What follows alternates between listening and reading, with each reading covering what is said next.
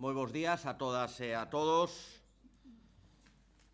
público que nos segue a través da web. Imos dar comezo ao pleno ordinario do mes de agosto. Imos a comenzar o pleno guardando un minuto de silencio, lamentando, rexeitando o último asesinato de violencia machista acontecido no día de onte en Sevilla cunha víctima, unha muller de 58 anos.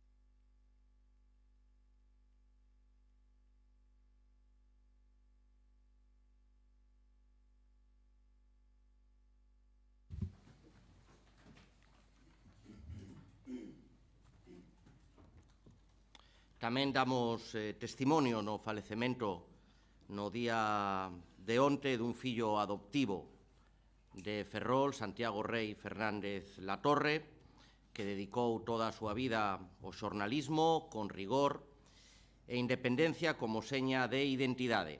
Dende a cabeceira que capitaneou durante décadas, foi un decidido defensor da nosa cidade e da nosa comarca, alzando a súa voz para reclamar infraestructuras, industria e recursos. Descanse en paz. E comezamos xa cos puntos da orde do día. Señora secretaria. Bo día. Primeiro punto, proposta de nomeamento de don Benito Viceto Pérez como fillo predilecto de Ferrol a título póstumo. Votamos. Votos a favor. Queda aprobado por unanimidade. Punto segundo.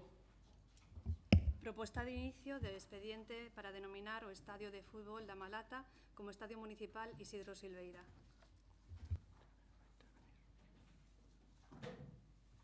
Señor Suárez.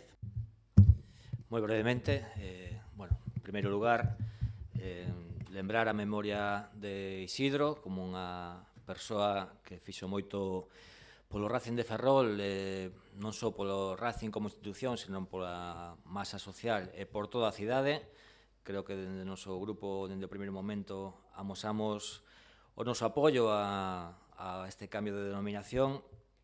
Únicamente intervimos para, como teño falado co voceiro do Grupo Popular, indicar que se perda a denominación da Malata como toponímico da zona sería unha mágoa, como ben sinalou outro grupo político, e de anunciar que nas alegacións, consultando coas partes que son favorables a este cambio, imos presentar unha proposta para que sexa a Malata Isidro Silveira, non únicamente Isidro Silveira. Lembrar, como temos dito, que grazas a Isidro o Racing é hoxe o que é, toda esta multitude de xente que cada domingo que xoga o Racing inunda as rúas de Ferrol se debe moito, en gran parte, ao seu esforzo persoal. Dende logo, creo que a familia pode estar orgullosa da decisión que se vai tomar neste pleno e nada máis. Grazas. Moitas grazas, señor Suárez. Señora López. Moitas grazas, señor alcalde. Moi bo día a todos e todas, tanto os presentes neste pleno como que nos ven a través das redes sociais. Dende o noso grupo municipal sempre apostamos por coidar o noso patrimonio, e o patrimonio inmaterial é máis frágil do que poidamos pensar. A toponimia é patrimonio, e como tal temos que saber coidalo e mantelo. Nos non nos opoñemos a que este estadio teña unha nova denominación como a que se propón, pero queremos que manter o topónimo da Malata e manter cultura e coidar do noso patrimonio. Temos moitos exemplos de estadios que comparten nome co topónimo, como xa dixo o señor Suárez, como mesmo corre co estadio do equipo deportivo da Coruña. A xente cree que está moi vinculada, a xente creo que tamén está moi vinculada coa denominación do estado da Malata, e ese topónimo está sendo recoñecido fora das fronteiras ferroláns. Por iso que pensamos que a opción de manter o topónimo coa denominación Isidro Silveira como forma de honrar o traballo dunha persoa vinculada ao Clube de Ferrol sería o máis idóneo. Moitas grazas.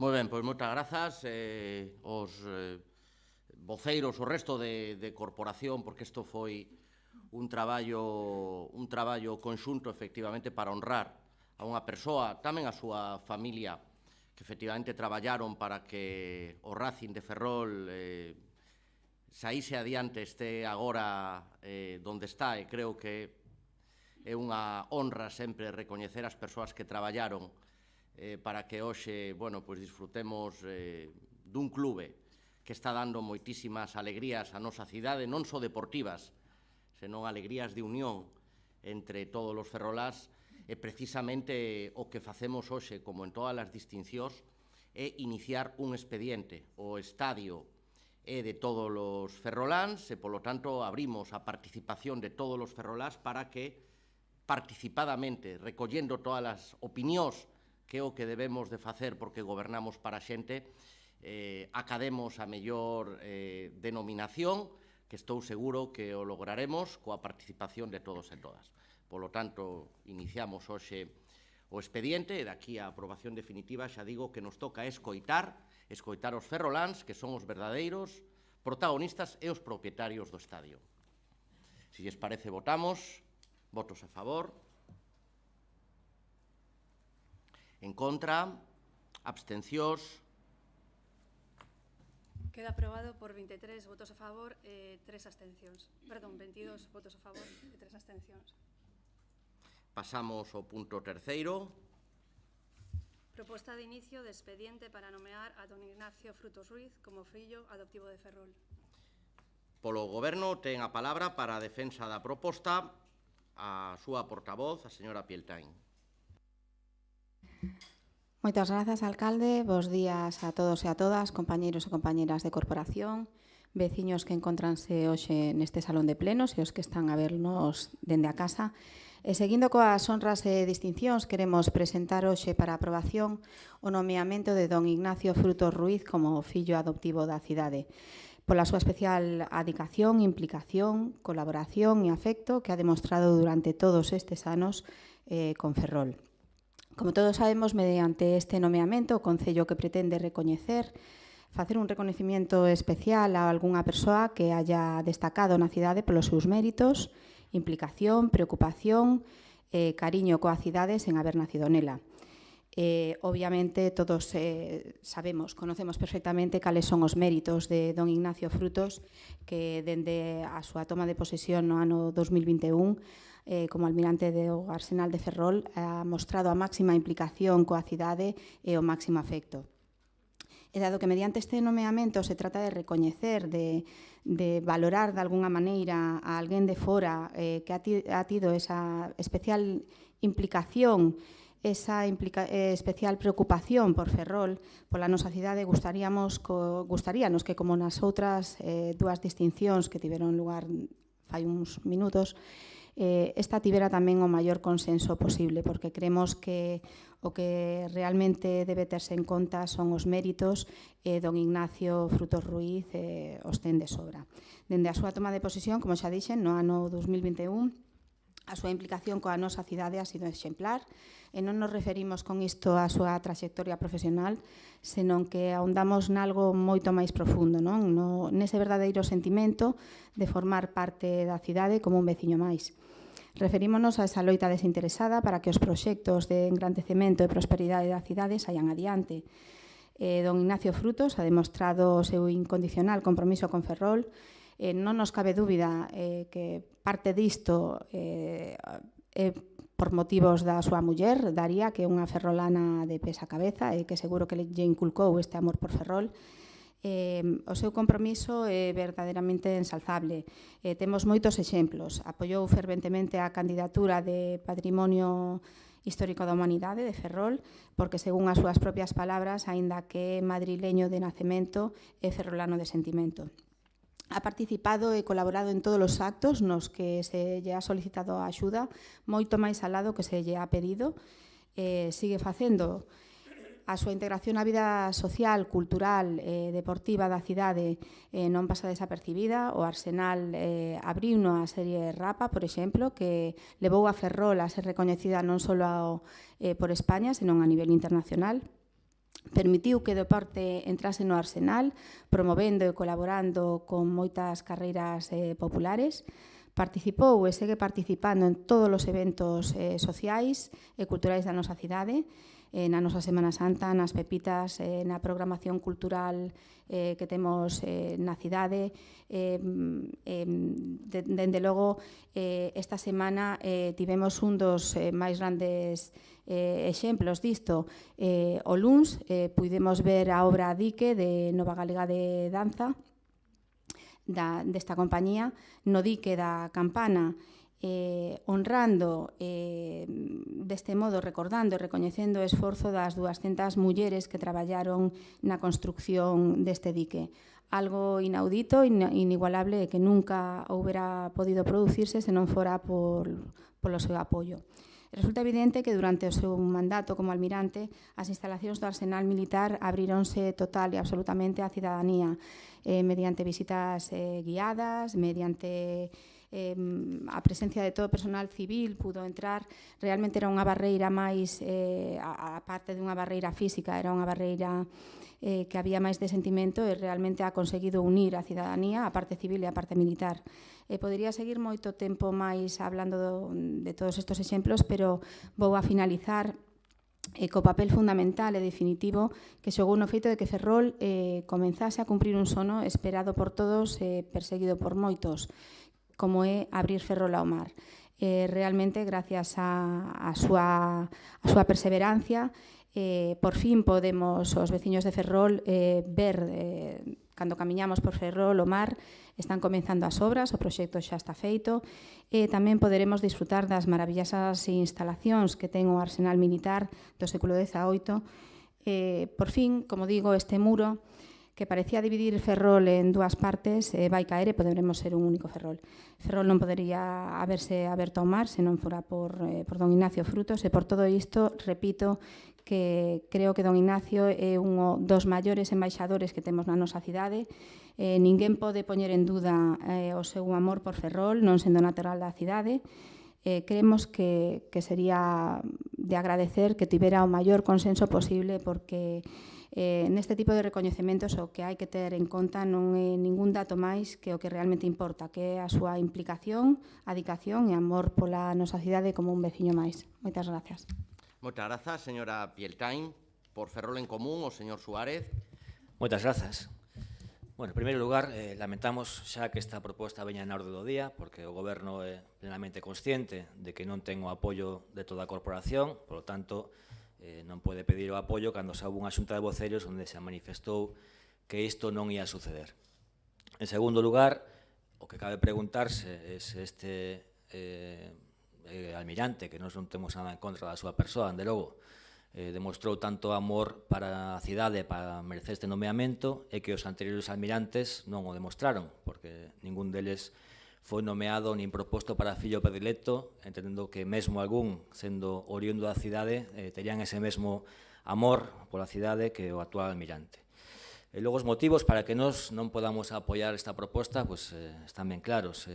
O posto que ocupa don Ignacio, sen digo ter nada en contra del personalmente, é un posto designado, temporal, entre 2 e 4 anos, e que únicamente está a cumprir co seu deber e as funcións que lle encomenda o Ministerio de Defensa ao mesmo. Por lo tanto, é como mesmo que se decidíramos nomear fillo predilecto a un delegado de goberno, a un subdelegado de goberno ou calquera persoa que ten que manter as relacións institucionais co Concello de Ferrol debidas pola razón do seu cargo. Fálase de que se puderon celebrar probas deportivas, que se puderon facer espectáculos culturais, pero hai que ter en conta que eses terreos son Ferrol, son a cidade de Ferrol, non son unha finca privada, teñen que estar a disposición da cidade, máis do que actualmente están, e agardemos que así sexa canto antes, moito máis alá de cambiar o muro por unha verxa, creo que fai falta moito máis. Por lo tanto, nós creemos que con Defensa, unha institución coa que tivemos conflitos xudiciais, conflitos polo pago de tributos que non foron efectivos, debemos manter unha relación institucional normal, cordial, tratando de buscar o mellor para as dúas partes, pero máis alá diso, recoñecer a unha persoa que circunstancialmente ocupa un cargo, un mérito por cumprir a súa función encomendada pola lei, creo que excede do que debe ter este tipo de distincións, como acabamos de facer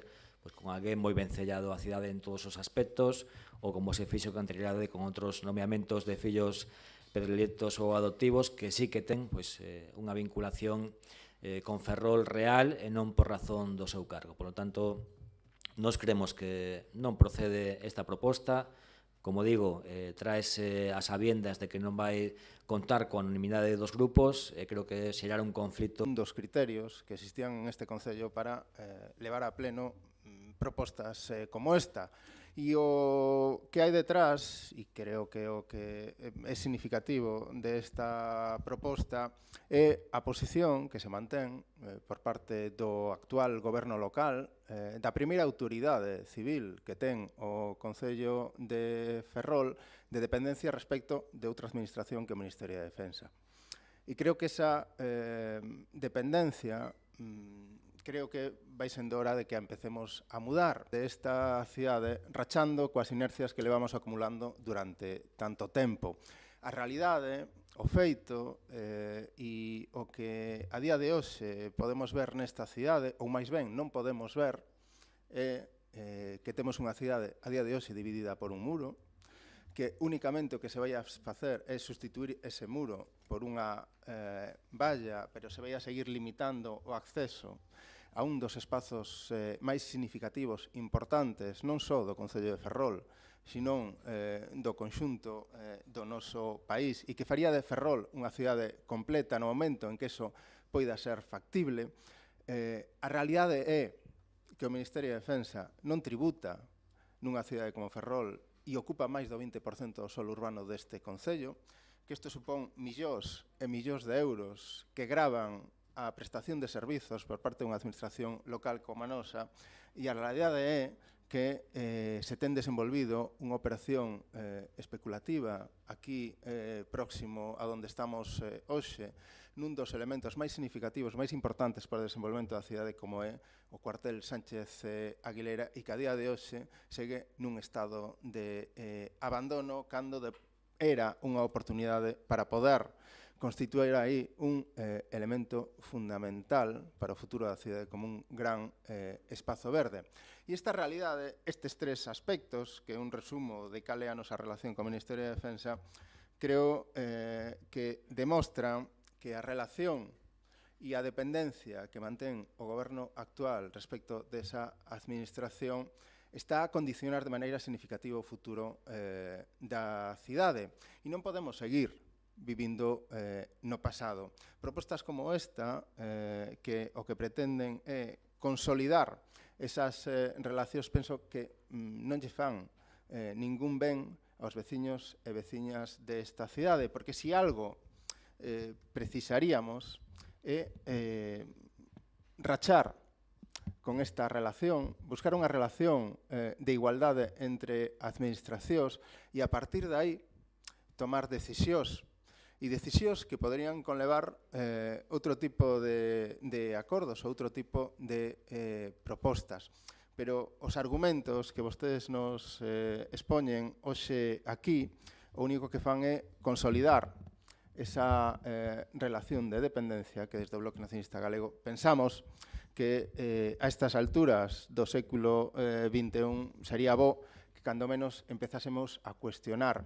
E penso que un alcalde que mantén estas posicións ao respecto de todos estes aspectos dificilmente vai a poder defender os intereses de todos e de todas e reclamar todas estas cuestións das que estamos a falar, ou cando menos das que estamos a falar nós hoxe aquí. E por eso, desde o Bloque Nacionalista Galego, non imos apoiar esta proposta, porque non só consolida ese tipo de actitudes, sino que demostra que co actual goberno e co actual alcalde vai ser moi difícil de que poidan mudarse. Moitas grazas. Moitas grazas, señor Rivas. Señor Mato. Moi bo día, señor alcalde, compañeros de corporación e xente que está, digamos, seguindo este pleno, non? Bueno, pois eu creo que, dentro do noso grupo, que temos que decir é que, en primeiro lugar, hai unha parte da argumentación da que falaba o señor Suárez que eu comparto. Eu creo que tiñamos unha liña de traballo para tratar de buscar o maior consenso posible nas cousas, non? Por eso eu creo que temos que felicitarnos cada vez que neste pleno temos pois esas, digamos, distincións que facemos por unanimidade para evitar xustamente que persoas con nomes e apelidos pois se vexan de algún xeito pois involucradas nun debate político, non? Pero é evidente que, tal e como falaba a voceira, digamos, do Partido Popular, eu creo que, bueno, neste caso, hai que agradecer un traballo que se fixo ao longo destes anos que é de indubidable valor. O señor Frutos, o almirante Frutos, é un funcionario público que traballa tanto no ámbito profesional baixo, digamos, as órdenes, non, polo seu carácter de militar do Goberno de España. Eu quero agradecerlle a voceira, aínda que non o dixera, pois que en realidade o que hai un compromiso do Goberno de España con esta cidade que se traduciu ou foi máis sencillo pola presencia do señor Frutos como almirante do Arsenal. Como ben decía, o señor Frutos leva aquí dende o ano 2021. Eu lembro perfectamente a súa toma de posesión. Lembro que tamén lle dixen que no propio discurso de toma de posesión lle agradecía pois esa perspectiva, digamos, de entendemento da cidade de Ferrol, seguramente derivada da súa traxectoria profesional e de ter vivido aquí durante moitos anos, porque ben é certo que todos os almirantes contribuíron en maior ou menor medida nestes anos pois ao desenvolvemento da cidade, pero é certo que no caso do señor Frutos pois hai un plus evidente que se traduce en facilitar, de algún xeito, pois aquelas perspectivas que eu mesmo vivín na meirande parte do seu mandato, que está a piques de sufrir un cambio. Non sabemos se para o seu pase definitivo a reserva ou ben para o seu ascenso, pero é certo que ao longo dos seus anos foi tremendamente colaborador con este Concello. Eu simplemente quero lembrar as facilidades que puxo o almirante Frutos para poder desenvolver a ampliación do CITEMI na antigua residencia do Coronel do Tercio, coa Universidade da Coruña, as facilidades que puxo para facer de interlocutor tamén no desenvolvemento, ou coadyuvar no desenvolvemento definitivo do Sánchez Aguilera, ou facer de interlocutor tamén baixo as ordes, insisto, da ministra de Defensa para poder conseguir verdadeiramente poder abrir Ferrolá ao mar, unha obra que, voceira, aínda non empezou. É algo que vostedes queran empregar ese termo para describir o que xa fixeron, que foi esa obra que fixo unilateralmente tamén a Consellería de Política Territorial no ámbito do Porto. Aínda non empezou, pero vai empezar. Creo que é un cambio significativo, importante, relevante na cidade. E como tamén decía, pois, abrir as portas do Arsenal. É o que lamento que iniciativas como as que tomamos no seu momento, como facer eses concertos de jazz, lembrarán Jazz ao Norte, que lle permitiu a moita xente disfrutar da música nun entorno, pois como, por exemplo, o Cuartel de Dolores ou o propio Arsenal Militar, non teñan sido continuados por parte do seu goberno. E tamén lle quero agradecer ao Concelleiro de Cultura, que traballou denodadamente para que este domingo poidéramos disfrutar todos dun espectáculo único, como foi, que foi esa presencia de Nova Galega de Danza no propio dique.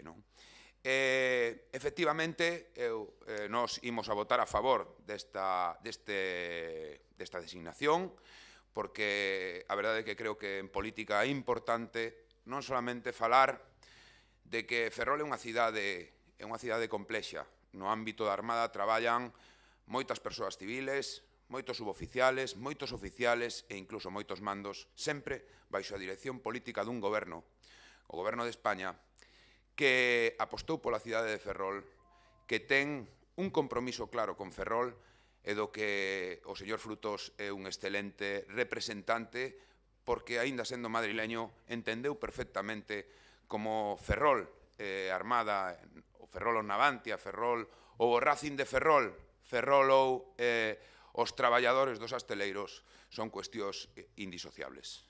Pola miña parte, máis nada, e moitas grazas. Moitas grazas, señor Mato.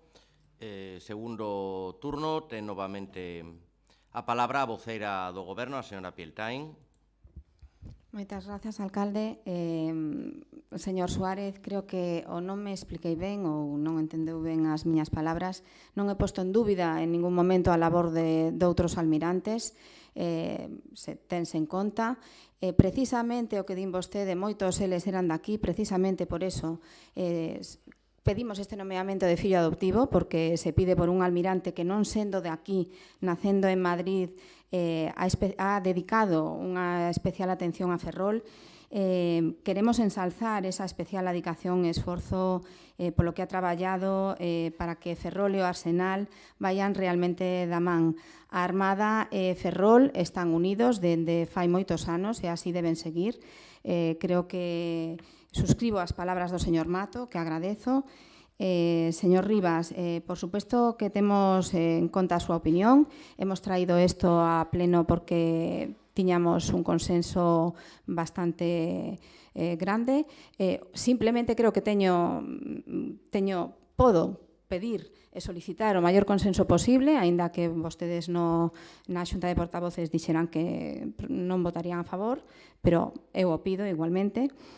Creo que dende o seu punto de vista é un punto de vista un pouco erróneo, é dicir, eu creo que o que realmente ten que terse en conta é a persoa, como ben dixo o señor Mato, independentemente do cargo que estea no que estea.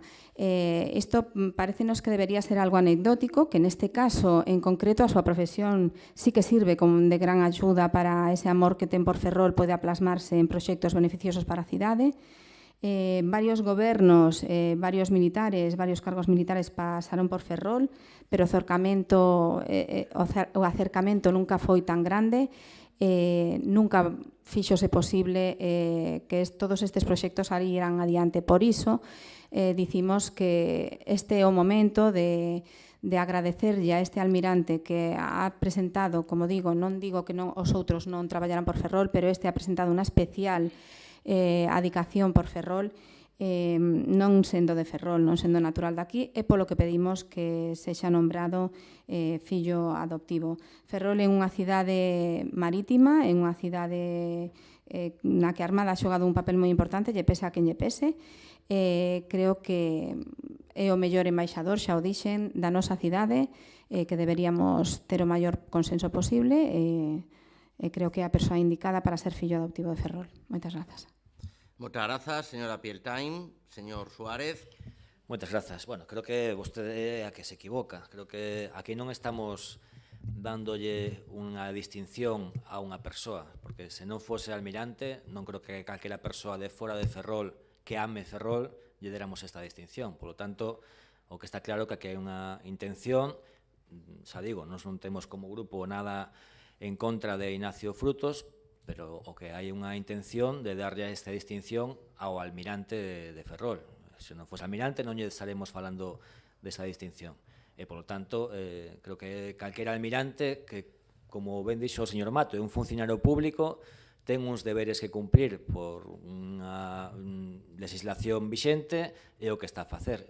Creo que dar as grazas de forma tan decimonónica a que nos deixen utilizar o espazo para un evento deportivo ou para un evento cultural, creo que é o mínimo que debemos pedir, algo que se fixo desde tempos inmemoriais, este tipo de colaboracións puntuais, pero o obxectivo está claro que debe ser outro, como dixen, moito máis alá de cambiar un muro por unha verxa, senón que a ciudadanía de Ferrol poda discurrir, pasear tranquilamente por todos os espazos que, como digo, non son unha finca privada, forman parte do termo municipal de Ferrol e, en boa lógica, deberán pagar, que non o fan, os mesmos tributos municipais que o resto de propietarios de solares ou chan de Ferrol.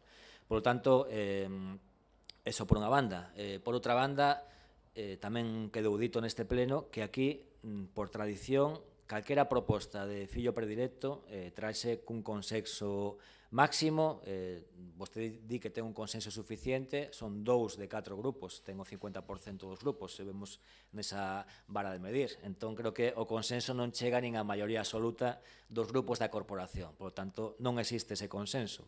Como ve, a linguaxe se pode retorcer igual que o fai vostede, tamén o pode facer a oposición. Creo que, salvo casos moi puntuais, a unanimidade debe rexir neste tipo de nomeamentos, porque senón o único que pode xerar é distorsións. Nós non temos nada en contra da Armada, creemos que debe existir, que dende logo o exército forma parte da sociedade, as súas palabras pode deducir a xente que nos queremos que a Armada marche de Ferrol e para nada é así. O único que as relacións deben ser institucionais, cordiais, e debemos reclamar o que se lle debe á cidade como se ten feito nun pasado non tan lonxano. Nada máis e grazas. Moitas grazas, señor Suárez. Señor Rivas. Grazas, señor Rei. Bueno, eu que unha institución, cunha administración pública poña ao servizo dos veciños e das veciñas as súas instalacións, as infraestructuras, penso que é o normal. Eso até o fai o Partido Popular na Xunta de Galiza. Que vostedes consideren como que é unha especie de prebenda que o Ministerio de Defensa en determinadas ocasións puntuais e casos concretos permite o acceso a determinadas instalacións, pois dá conta, ou dá boa conta, da cal é a súa perspectiva, a súa visión, a súa relación de dependencia e sumisión respecto desta institución.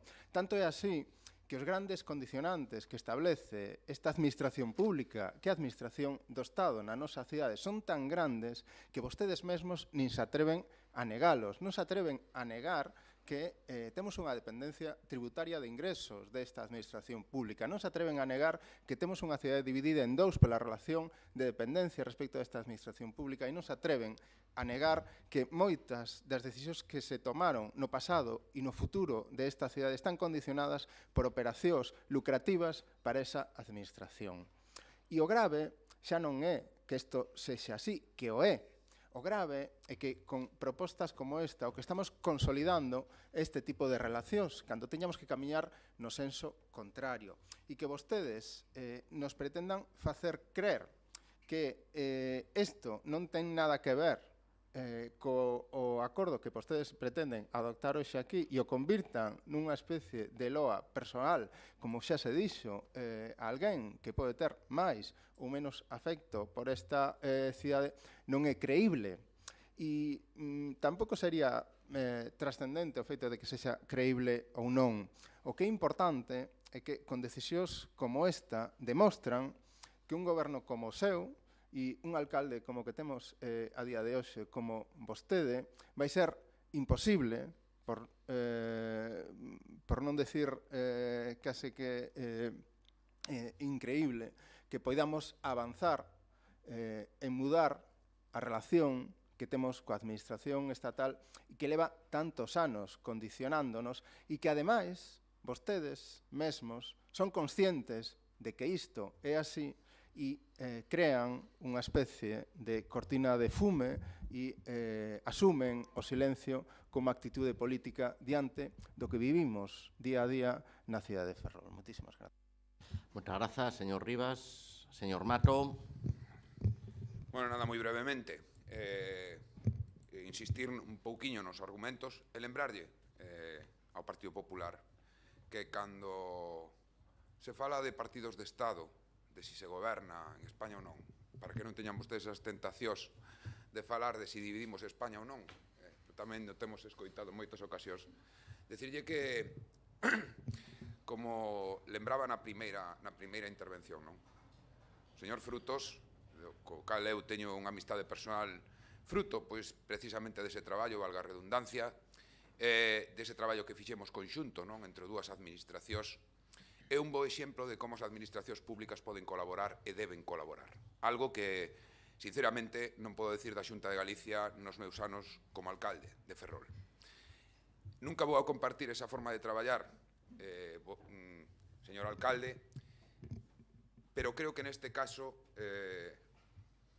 o Ministerio de Defensa, representado magníficamente polo señor Frutos, representa pois algo moi importante que hai nesta cidade, que é pois unha convivencia que debería de ser pacífica e tranquila. Por lo tanto, creo que esas institucións deben estar fora xustamente dese debate político de curto prazo, no que vostedes insisten reiteradamente en acusar ao goberno do país en que quere dividir España. Creo que o Ministerio de Defensa é un bo exemplo e dende aquí deberíamos de reivindicar e reclamar que esas institucións permaneceran fora xustamente do debate político, porque creo que aquí sabemos perfectamente como un goberno comprometido que incrementou notablemente pois os recursos para o goberno no Ministerio de Defensa ten unha repercusión a todos os niveis, empezando polas dúas escolas de formación que hai nesta cidade de Ferrol, seguindo por ser o primeiro cliente da empresa pública Navantia e terceiro, mantendo recuperando paulatinamente o patrimonio histórico da nosa cidade ou cedéndonos importantes propiedades do litoral dentro das súas tarefas como administración pública. Creo que esta mención creo que expresa pois ese compromiso e, como digo, a min o único que me resta é desexarlle ao señor Frutos o mellor na súa tarefa profesional. Creo que lembrar neste pleno que é un magnífico servidor do Goberno de España. Por a miña parte, máis nada, moitas grazas. Moitas grazas, señor Mato. Señora Pieltain, turno breve de peche, por favor. Gracias, señor alcalde. Pois, moi brevemente, para pechar, simplemente agradecer ao Grupo Socialista o seu apoio e as súas palabras.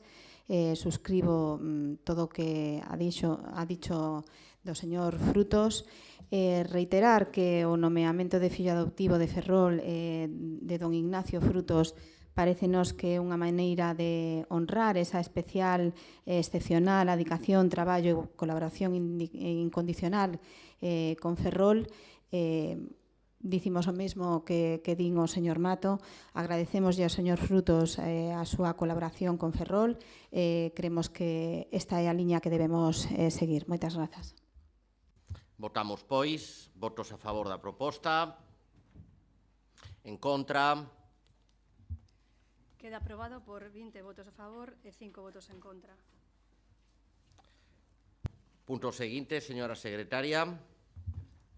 Proposta de cese do Concello de Ferrol como membro do Eixo Atlántico do Noroeste Peninsular. Para a defensa da proposta, ten a palabra o tenente de alcalde. Pois moitas gracias, alcalde. Moi bo día, compañeiros e compañeiras de corporación, o público asistente. Pois, efectivamente, traemos a este pleno unha proposta que xa foi levada á comisión correspondente, onde xa foi pois debatida e votada. Traemos unha proposta que é a do cese do Concello de Ferrol como membro do Eixo Atlántico. A ninguén se lle escapa que a vocación inicial e final do Eixo Atlántico é unha vocación básica, que é a de artellar unha plataforma conxunta entre Galicia e o norte de Portugal cun obxectivo esencial final, que é o de ser un cauce para a consecución de investimentos europeos. Como todos saben, a nosa cidade pois en ningún momento acadeu beneficio algún por pertecer a esta organización. Non se conseguiron captar ningún tipo de recursos económicos para os problemas que plantexa a nosa cidade. E o dato obxectivo que temos en riba da mesa actualmente pois é que estamos a pagar unha cuota e que non temos retorno algún. A finalidade principal pola que entramos nesta organización do Eixo Atlántico, insisto, a de captar estes investimentos europeos, en ningún caso plasmouse na nosa cidade. E por iso é o motivo dende o noso Concello. Ademais, dende o Concello de Ferrol, tivemos que artellar un departamento propio de fondos europeos, estamos traballando nelo, temos pendiente a contratación de 3 persoas para formar parte deste departamento de fondos europeos que comenzará a funcionar nas vindeiras datas, e por iso a proposta que hoxe traemos a pleno, insisto que tamén levamos a comisión, que é o cese do Concello de Ferrol do Eixo Atlántico. Pola miña banda nada máis e moitas gracias. Moitas grazas. Por Ferrol en Común ten a palabra o seu voceiro, señor Suárez. Moitas grazas. O señor Díaz Mosquera, no pasado pleno, ofendeuse porque utilicei a palabra atrapalladas. Entón, creo que vou evitar utilizar esa palabra. Vou na mudar porque isto que acaba de argumentar é unha milonga. Porque se vemos recentemente as declaracións que fixo o xerente do Eixo Atlántico, o señor Vázquez Mao, na cadena SER, literalmente dixo: o bien el presidente de la Xunta no sabía que Altri iba a hacer celulosa y es tonto, o bien lo sabía y nos está engañando. Ben, estas declaracións, no seu dereito á liberdade de expresión, son o detonante real de que Ferrol, por unha decisión unilateral, tomando dende unha maioría absoluta que utilizan como rodillo, pois estas declaracións, como digo, son o que vai facer que Ferrol saia dunha entidade da que fundadora e que, dende logo, nos, no noso mandato, consideramos que debera mudar. De feito, tamén estudamos a opción de sair dese Eixo Atlántico, pero sempre co consenso do resto de forzas da oposición, facendo de forma coordinada con outros concellos, ou ben mudar o seu espírito, ou recuperar o espírito da súa fundación. O que está claro aquí é que o Partido Popular de Ferrol forma parte dunha estrutura piramidal onde a decisión de sair desta entidade é coordinada cos poucos concellos, me parece que son 2 máis, que teñen dentro do Eixo Atlántico, que xa foi tomada polo Concello de Lalín, aducindo exactamente as mesmas razóns formais, pero que xa no propio pleno do Concello de Lalín quedou demostrado que era por as declaracións do seu xerente, e, polo tanto, nós non podemos admitir esta forma de sair, tomada intempestivamente, de forma dictatorial, unilateral, e sen contar cun debate pausado, co consenso de outros concellos, dos grupos da oposición. É necesario sair do Eixo Atlántico, mudar os seus estatutos e as súas funcións, etc. Entón, bueno, creo que aquí o que se está a seguir é a orde do presidente dun partido. Eso demostra que aquí non se traballa polos intereses da cidade, senón polos intereses do Partido Popular de Galicia. Nada máis, grazas. Moitas grazas, señor Suárez. Señor Montero. Bo día a todos e a todas. Grazas, señor alcalde. Nada, o Eixo Atlántico está formado por concellos, como se dicía, do norte de Galiza e Portugal. Polo tanto, dos moitos organismos nos que participa o Concello de Ferrol, seguramente o Eixo Atlántico é un dos que máis vínculos ten coa nosa realidade histórica, xeográfica, cultural ou lingüística. Tampouco non extraña que o PP dé pouco valor a todo o que non veña do centralismo madrileño. Acaban de demostrar, por exemplo, co tema do almirante, non? É un plus ser madrileño. Para vostedes, os pluses sempre están en outros lados. Despois, o señor Díaz presenta no informe o Eixo Atlántico como un organismo só de captación de fondos europeos, cando unha parte importante do seu traballo é a promoción de actividades sociais, culturais, deportivas ou de desenrolo sostible, entre outras. Temos exemplos como a celebración na nosa cidade da feira turística ou da mostra musical do Eixo Atlántico. Pero volvendo ao informe proposta, que asina o señor Díaz, este non ten desperdicio. Cando alguén trae unha proposta para sair ou entrar en algún organismo, espérase, primeiro, que cando menos traiga datos un pouco coherentes que avalen esa decisión. E segundo, cando menos sea valente e claro, explica as súas decisións políticas. Pero vostede presenta un informe valeiro de contido cheo de incertidume, non? Chega a dicir, o máximo que chega a dicir ese informe é feito un estudo específico do balance de beneficios e gastos da pertenza do Concello durante máis de 30 anos ao eixo atlántico, estudo que non podimos ver ningunos e dubidamos incluso de que exista. É indudable que a nosa cidade non acadou solucións esperadas, tampouco explica nada máis, non? Nin valora ningunha outra cousa. Isto é o mesmo que non dicir nada. Nin temos ningún estudo específico, nin presenta ningún dato, nin valora as cuestións económicas, nin tampouco as que non son económicas, nin dar ningún argumento político. Isto é informe de palabrería barata. Dito isto, xa lle pedimos na comisión que retirase o punto e trouxera datos ou a motivación desta decisión política. Estudiaríamos a nosa posición en base a argumentos. Xa que nós non somos confesionais de ningún organismo, só da defensa do pobo galego e da nosa veciñanza. O eixo atlántico tamén ten eivas. Ten nos seus estatutos como un dos idiomas de traballo español, o que non contribúe á axuda da normalización lingüística do noso país. E ainda perde máis sentido cando no eixo atlántico temos un idioma común con algunhas variantes. Como dicía o profesor Carballo Calero, coñecido entre nós popularmente como galego e internacionalmente como portugués. Pero fixo que por isto non se van. Isto para vostedes non creo que sexa ningún problema, vendo como votan en Madrid os senadores de Ferrol do Partido Popular. Poderíamos discrepar, e nós facemos, da postura do eixo atlántico no tren de Ferrol a Coruña, estudo tras estudo que non axuda a acadar unha solución rápida e que ven a xustificar a dilatación do problema do tren avalado polo maltrato do goberno español coa nosa cidade e co noso país. Son un gasto mínimo de 20-40 millóns de euros, poderían executar un bypass de Betanzos reducindo moito os tempos entre as dúas cidades. Pero volvemos a dicir, señor Díaz, sea claro, motive, dea un argumento real e nós así poderemos posicionarnos a favor ou en contra.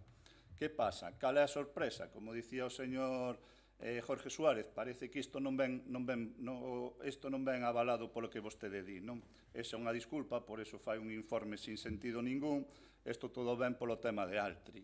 Entón, vostedes o único que fan é usar o Concello de Ferrol de forma partidista e vergoñenta, non? Grazas e nada máis. Moitas grazas, señor Montero. Señor Mato. Bueno, pues moi bo día de novo, señor alcalde. Pois efectivamente, a mí me parece que este punto da orden do día, aparentemente inocente, manifesta algunhas cuestións de certa gravedade, creo eu, de extrema gravedade. Vou a dividir a miña intervención en dúas partes, non? Eu creo, coincido co voceiro do BNG, no que decía hai un intre, eu creo que este punto xa non tería que ter chegado a este pleno.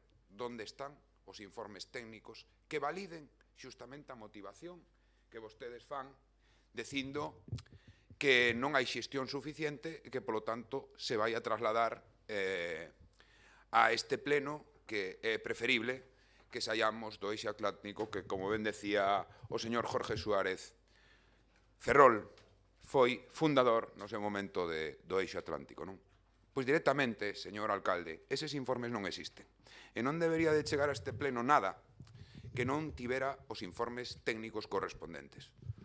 Porque creo que eso o único que manifesta pois é moita desconfianza entre os grupos da oposición e a parte de que supón un secuestro, non, da legitimidade que temos como oposición para coñecer realmente os motivos, non? Pero a mí o que me parece extremadamente grave, señor alcalde, é que vostede faga seguidismo innecesario, porque vostede ten toda a legitimidade para gobernar esta cidade defendendo os intereses de Ferrol evidentemente, como calquera de nós que tivemos esa posibilidade, facendo, en algún momento, pois, cuestionamentos do que o resto da súa organización política opine. Eu lle podo falar de que, sendo alcalde, reivindiquei en moitísimas ocasións ao goberno de España cuestións pois, como que acelerara o convenio con Defensa ou que era imprescindible, xa lle dixen que me poño ao seu dispor para seguir reivindicando esa liña ferroviaria Ferrol-Coruña. Eu creo que iso é o normal nun alcalde dunha cidade que antepón os intereses dos ferroláns aos intereses de partido. E a verdade é que sí. Aquí o que pasou é que na súa organización política alguén, eu non sei quen, dou orden de salir por unhas declaracións que fixo a título individual o secretario xeral do Eixo Atlántico. Pero que iso non é nada que non se poda saber. Está asinada. Hai unha carta asinada que vostede lle remitiron ao secretario xeral do Eixo Atlántico, dicindo, asinada por catro alcaldes, tres alcaldes e un presidente da Diputación, na que pon claramente cales son os motivos para que vostedes, de xeito unilateral e unánime, decidiran que os gobernos do Partido Popular saliran do Eixo Atlántico. E vostede, como a min, coñece perfectamente o secretario xeral do Eixo Atlántico. Sabe que é unha persoa belixerante con aquilo que non está de acordo. E mire, se non hai xestión é porque vostede non vai ás xuntanzas do Eixo Atlántico. Eu me alegrei moito cando vostede se mantivo na propia Comisión Executiva do Eixo Atlántico, porque creo que é unha ponte importantísima para os nosos veciños máis cercanos, non? Cando se falou por parte do goberno do Partido Popular algunha vez na Xunta de Galicia da conexión Ferrol-Lisboa, ata que a presión que se foi facendo foi madurando ese posicionamento. Nunca. E creo que esa conexión ferroviaria é fundamental. Eu creo que vostede pertence á Comisión Executiva do Eixo Atlántico, porque non levou esta posición que hoxe nos trae a este pleno a ese órgano de dirección política que non é xustamente o secretario xeral.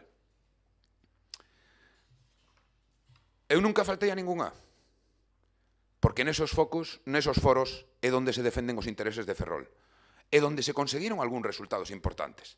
Vostede fala que hai un informe, pero ese informe non o hai. Dice que non acadou as solucións esperadas coa integración nesta organización supramunicipal. Non se conseguiron por diversas razóns, pero que se non se vai e non se piden e non se solicitan, a verdade é que é difícil que eso se poda facer. Que culpa ten o Eixo Atlántico deso?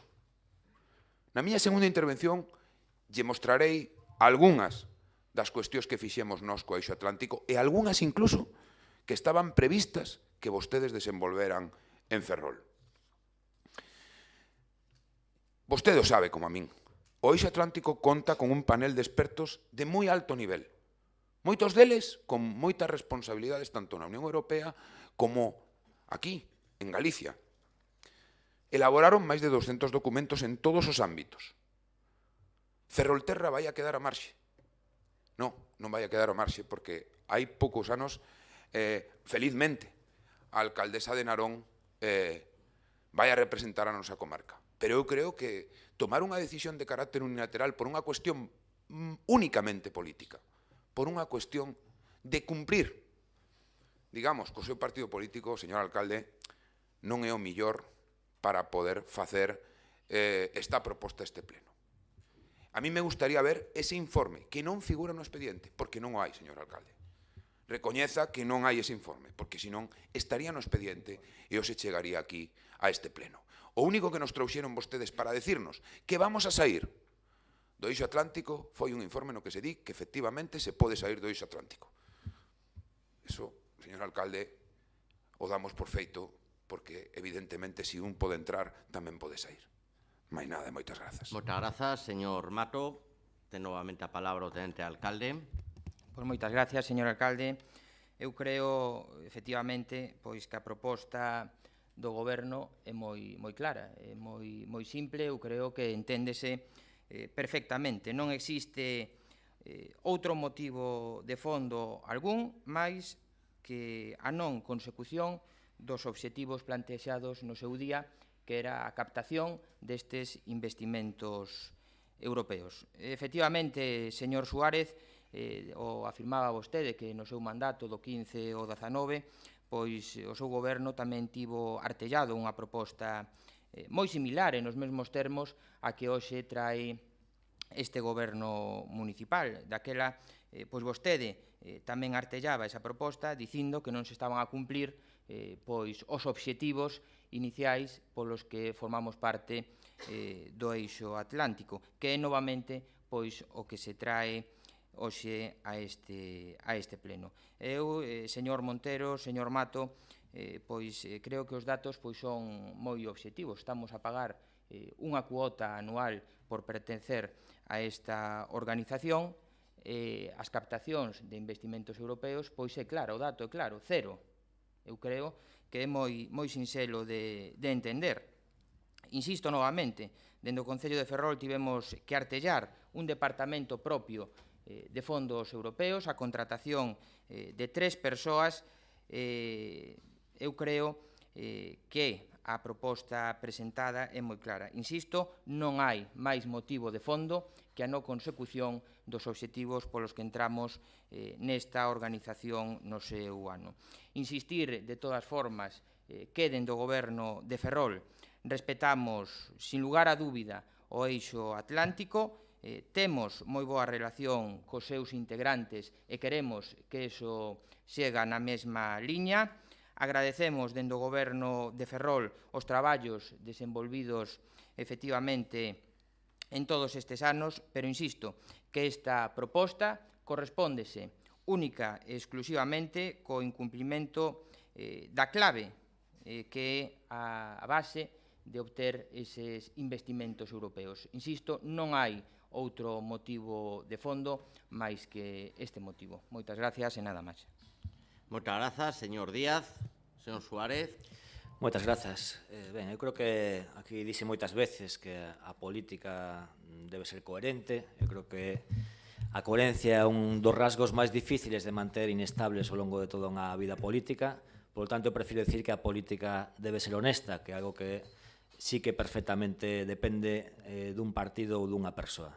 E creo que aquí deberá de facerse un exercicio de honestidade. O motivo de irse do eixo atlántico son as críticas a Altri do seu xerente. Eso é unha obviedade, porque que casualidade que ao mesmo tempo que Ferrol, pois en Lalín se dean os mesmos argumentos nunha sesión plenaria, pois nos outros concellos, que non sei cales son, do Partido Popular se vai a tomar a mesma decisión. Creo que sería máis fácil de entender, porque creo que a cidadanía merece respostas honestas, claras e transparentes, pois que o Partido Popular non permite que en organismos dos que forma parte pois se fagan críticas ao seu modelo político de país. Eso creo que é a evidencia do que está a acontecer hoxe aquí, porque en ningún momento se buscou o apoio de ningún grupo, nin se trasladou máis que nunha comisión intempestiva esta proposta. Non hai razóns, creo, de peso para sair do eixo atlántico, máis alá de crear este precedente perigoso que é cortar a liberdade de expresión e que calquera declaración pública que non guste dentro do ámbito privado dunha persoa signifique o intento da súa dilapidación pública por parte do Partido Popular. Por lo tanto, insistimos, non imos a apoiar esta proposta e estamos de acordo co que se dixo polos voceiros do BNG e do Partido Socialista de que ni sequera deberá estar presente na orde do día deste pleno. Nada máis e grazas. Grazas, señor Suárez. Señor Montero. A ver, señor Díaz, polo menos o que lle pediría é que non nos tome o pelo, non? Vostede non trae ningún dato, aquí non vai ningún dato para avalar nada. Polo menos sexa un pouco serio, non é coherente, sexa valente. Isto non é por un tema técnico, é si por un tema político, que podería ser lexítimo, pero sea valente. Sería lexítimo, en todo caso, cando non fose por defender a unha empresa privada contra os intereses dun pobo, non? Pero sea valente, é a súa opinión, e traigo claro. Vostede sempre, o por erro de vostede, que sempre está con estas marrullerías. Vostede non conta unha verdade nunca. Supoño que o fai porque non se atreve nin a avalar as súas decisións políticas do seu partido, entonces ten que facer estas cousas. E o que fan con isto? Vostedes están a convertir o Concello de Ferrol nun chiringuito de represalias políticas e o fan encima con oscurentismo, non? Polo menos dean a cara e digan a súa opinión, e os demais podremos estar de acordo ou non, pero non sei por que teñen que facer estas cousas. Vaya maneira de facer política. Moitas grazas, señor Montero. Señor Mato. Gracias, señor alcalde. Eu creo, señor alcalde, que vostede debería de retirar este punto da orde do día do pleno. Porque eu teño que creer ao voceiro que di que os argumentos son obxectivos, pero os argumentos nunha institución son informes. Non hai ningún informe de avaliación de por qué non son, como dixo el, suficientemente beneficiosa a esa aportación. Levamos moitos anos pertencendo ao eixo atlántico, señor alcalde. Isto non é un calentón. Non pode ser unha decisión que se tome unilateralmente por parte do Partido Popular por un calentón, porque non pode ser así. Eu comprendo, creo que non axuda en nada ao que poda pasar co tema Altri, que aquí chegue a este pleno desta cidade, porque manifesta que vostedes o único que están é facendo aquí política neste pleno. Miren, eu creo que hai que recoñecer ese traballo que se está a facer, como digo, alén de outras cuestións importantes.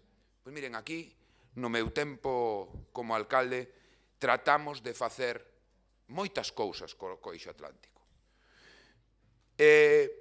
Creo que nos foron de moita utilidade. Pero miren, é que sabe cal é a trascendencia que ten isto. Hai 2 meses foi remitida unha carta a todos os concellos, sondeando a disponibilidade para convocar unha reunión cos responsables de fondos europeos en cada concello. Este concello nin contestou. Este concello agora mesmo está nunhas das 10 accións urbanas innovadoras aprobadas en toda Europa e que lidera a Cámara Municipal de Viana do Castelo. Foi a finais de xullo o lanzamento en Viana. Estaban todos os países que participaban, responsables da Comisión Europea, autoridades portuguesas. Saben quenes non estábamos? Inda que nós formábamos parte, non estaba o Concello de Ferrol. Señor alcalde, non pode poñer vostede os intereses do Partido Popular por diante dos intereses da cidade. Eso que lle digo, este asunto non tería que ter chegado a este pleno. Eu non vou a facer unha lista extensa do que fixo o eixo nos últimos anos. Simplemente, durante o meu mandato, realizou e financiou un informe sobre a modernización da liña ferroviaria Ferrol-Coruña, fixo un estudo das posibilidades que tiña o Porto de Ferrol, un informe sobre estrategias de competitividade de Ferrol e comarca, trouxe a Ferrol Espocidades, a feria de turismo que nunca tivéramos na nosa cidade, a mostra musical dos conservatorios da Eurorrexión, o apoio e asesoramento para a candidatura de Ferrol e do barrio Madalena para o Patrimonio da Humanidade. E mesmo en pandemia fixo posible que se fixera un concerto galaico-portugués en homenaxe a Carballo Calero, todo elo financiado polo eixo atlántico. Agora mismo, señor alcalde, se ia a desarrollar en Ferrol un plan piloto de laboratorios de transformación innovadora, pero nin siquiera asistiron á xuntanza que houbo en Santiago e perderon o proxecto. Estaba financiado por un programa europeo. Por certo, agora que cara se lles vai a quedar cando se aprobou o proxecto que iba a elaborar a Axencia de Ecoloxía Urbana do eixo atlántico en Ferrol e que vostedes venderon a bombo e platillo nos medios de comunicación.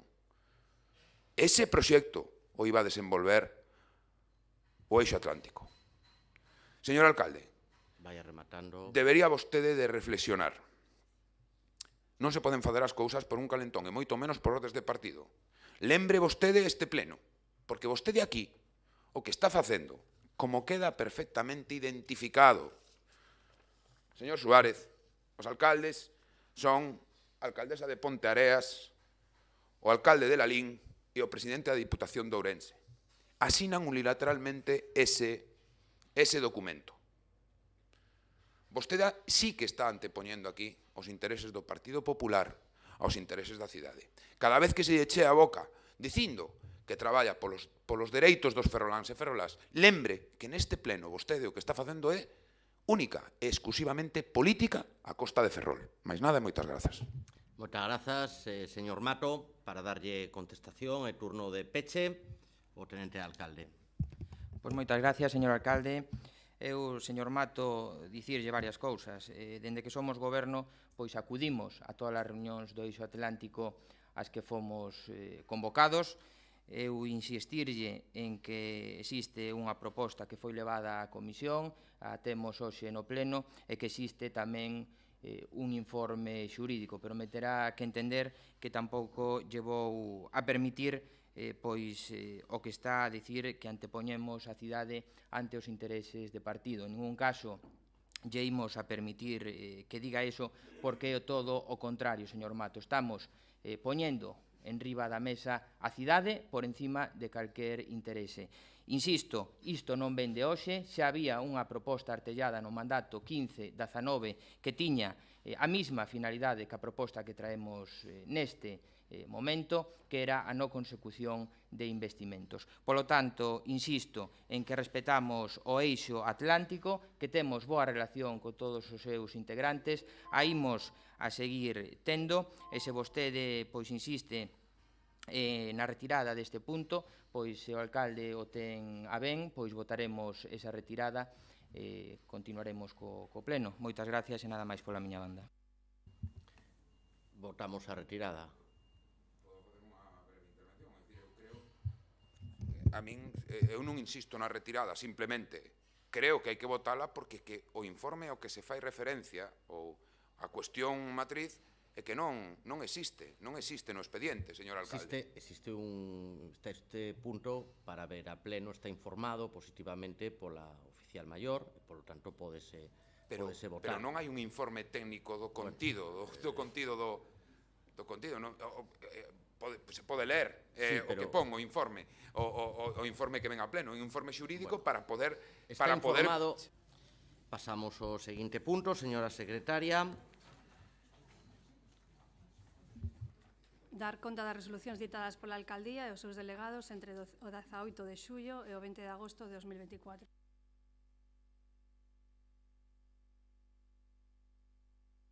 O seguinte punto, señora secretaria. Señora alcalde, unha cuestión de... Perdón, é que non lle vin, porque...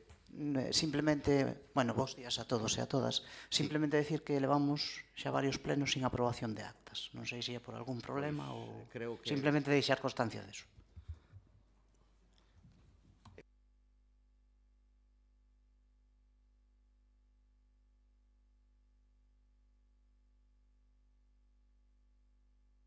Saben que hai unha persoa especificamente durante todo o mes, depende, ahora supoño que un pouco menos, porque duran menos os plenos, para este cometido. Esa persoa non está neste momento, e traeremos as actas canto antes, facendo unha reflexión tamén de que esperemos cambiar este sistema, porque certamente é un sistema, falouse antes de algunha cousa decimonónica, é un pouco decimonónica unha persoa escribindo as actas do pleno durante un mes,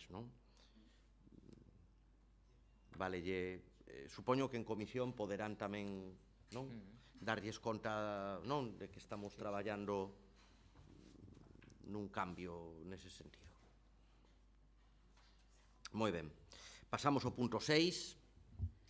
Sexto punto, proposta de determinación do réximen retributivo dos órganos directivos con habilitación de carácter nacional do Concello de Ferrol.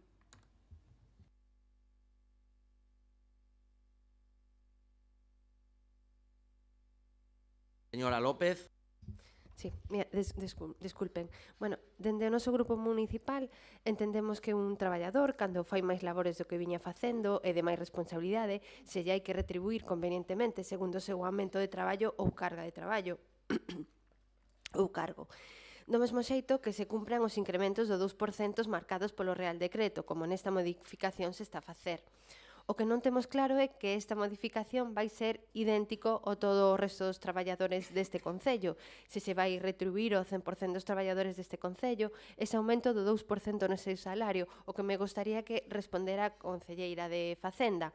Se non se está a facer, creo que sería moi convinte que todos os traballadores desta casa reciban o que ven marcado como un dereito de suba de salario. Así que se este Concello se ten que poñer as pilas en traballar para cumplir con todos os traballadores desta casa dos mesmos xeito e coa mesma dilixencia, sexan do grupo ou categoría que sexan. Desculpen porque pensei que primeiro iba a falar a concelleira de Facenda. Desculpen.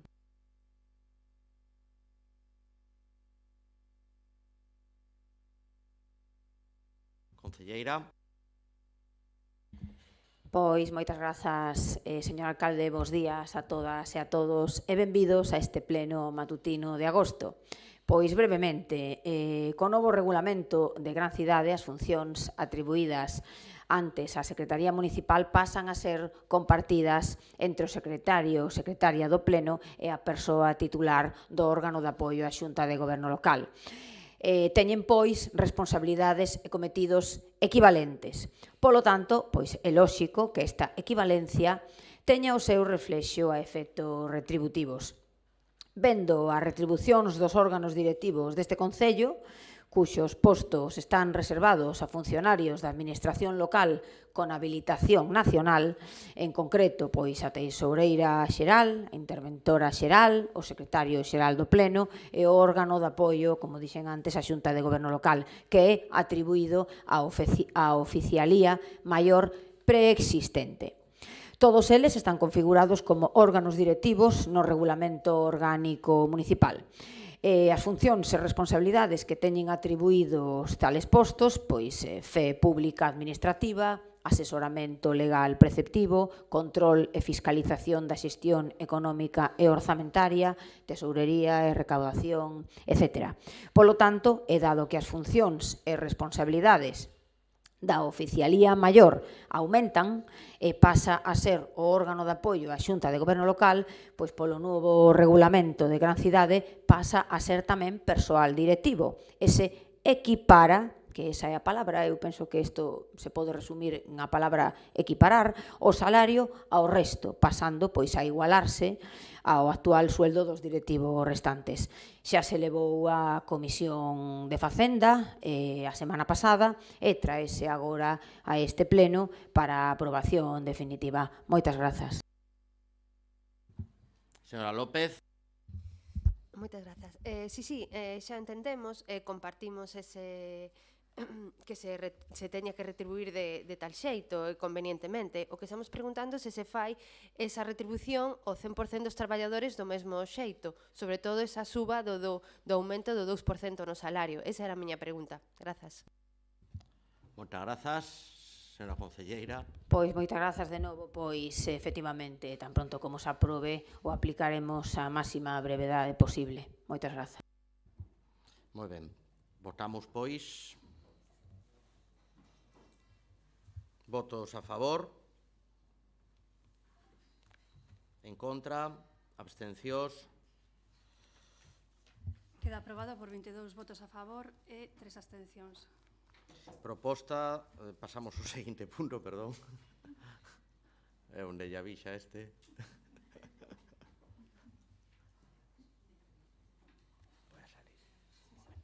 Sétimo punto. Proposta de aprobación das normas reguladoras do prezo público correspondente ao servizo de comedores escolares.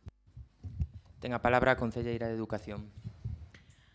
Moitas gracias e moi bo día a todos os compañeiros e compañeiras e o que tamén nos están vendo dende as súas casas. Nestes momentos estáse a tramitar o procedimento para a adxudicación do servicio de catering e de monitor coidador dos centros de ensino público de infantil e primaria dos CEIPs do municipio. A memoria económica financiera presentada establece o custo do servicio a prestar, así como a equivalencia e o grao da cobertura dos custos coas tarifas propostas.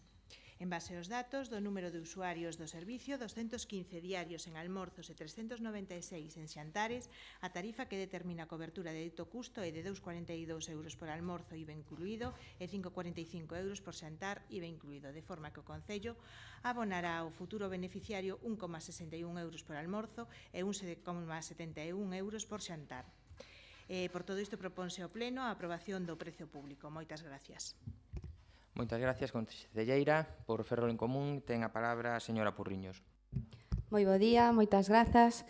Bueno, pois, dende Ferrol en Común queremos anunciar o noso voto desfavorable a esta proposta, entendendo que a necesidade do incremento dos prezos públicos é evidente, pero estamos en contra de que dito incremento sexa só asumido polas familias. Estamos a falar dunha subida de 1,86 euros por xantar e 0,36 céntimos por almorzo, que nin o Concello nin a Xunta se responsabilizan. Por outra banda, ademais, este novo prego, que fai unha mellora destas tan demandadas dúas persoas profesionais para organización e coidado, pero tamén reflicte unha proporción de ratio por monitor ou monitora moi elevada. É dicir, para proporcionar a terceira monitora ou monitor ten que incrementarse en 18 alumnos ou alumnas. E así sucesivamente, polo que os centros de ensino con máis alumnado están perxudicados. Bueno, xa sen entrar que eses 18 alumno ou alumna sexa ou non un número axeitado para cada persoa que este a ese coidado, non? Ferrol en Común seguiremos insistindo na importancia deste servizo, tanto para as crianzas como para as familias, polo que defenderemos un modelo de comedores que garante o desenvolvemento sostible e sexa un lugar de aprendizaxe educativo e social. Aproveitando a importancia da educación das nosas crianzas e vendo como tamén se está a xestionar un recurso esencial como son as actividades extraescolares, gustaríanos preguntar que vai a suceder con este servizo, xa que ningunha empresa se presentou debido á pouca garantía de poder ofrecer un servizo de calidade, cun prezo, sen actualizar, estando por debaixo do custe do ano 2016-2017. E, por último, amosar a nosa mágoa pola forma que o Goberno está a tratar uns temas de máxima importancia para todas as crianzas e para a conciliación das familias. Grazas. Moitas gracias, señora Purriños. Polo BNG ten a palabra a señora López. Moitísimas grazas. Bom, pois un mes máis tratamos o tema de comedores. Non me quixera estender moito, porque xa teño moi interiorizado, pero creo que non son capaz. Porque hai tantas cousas que dicir que non son capaz de resumilo máis do que vou facer. Como xa señalou a señora Purriños, isto vai soamente asumir o custe ás familias. Se lle están a impoñer e impoñernos ás familias usuarias un incremento de case 2 euros nun xantar cada día. Un xantar que na maioría das veces as crianzas non comen todo, sobre todo os de menos idade. Un xantar que, polo que se está vendo nos pregos, non recolle ningunha proposta de mellora con respecto á cercanía da empresa á cidade, nin das súas cociñas, nin canto máis a mellora que se pedía de que sexan alimentos de tempada e de quilómetro cero. E isto do quilómetro cero non é algo que nos estemos a inventar, é unha proposta que están levando a cabo a Xunta de Galicia nos seus comedores.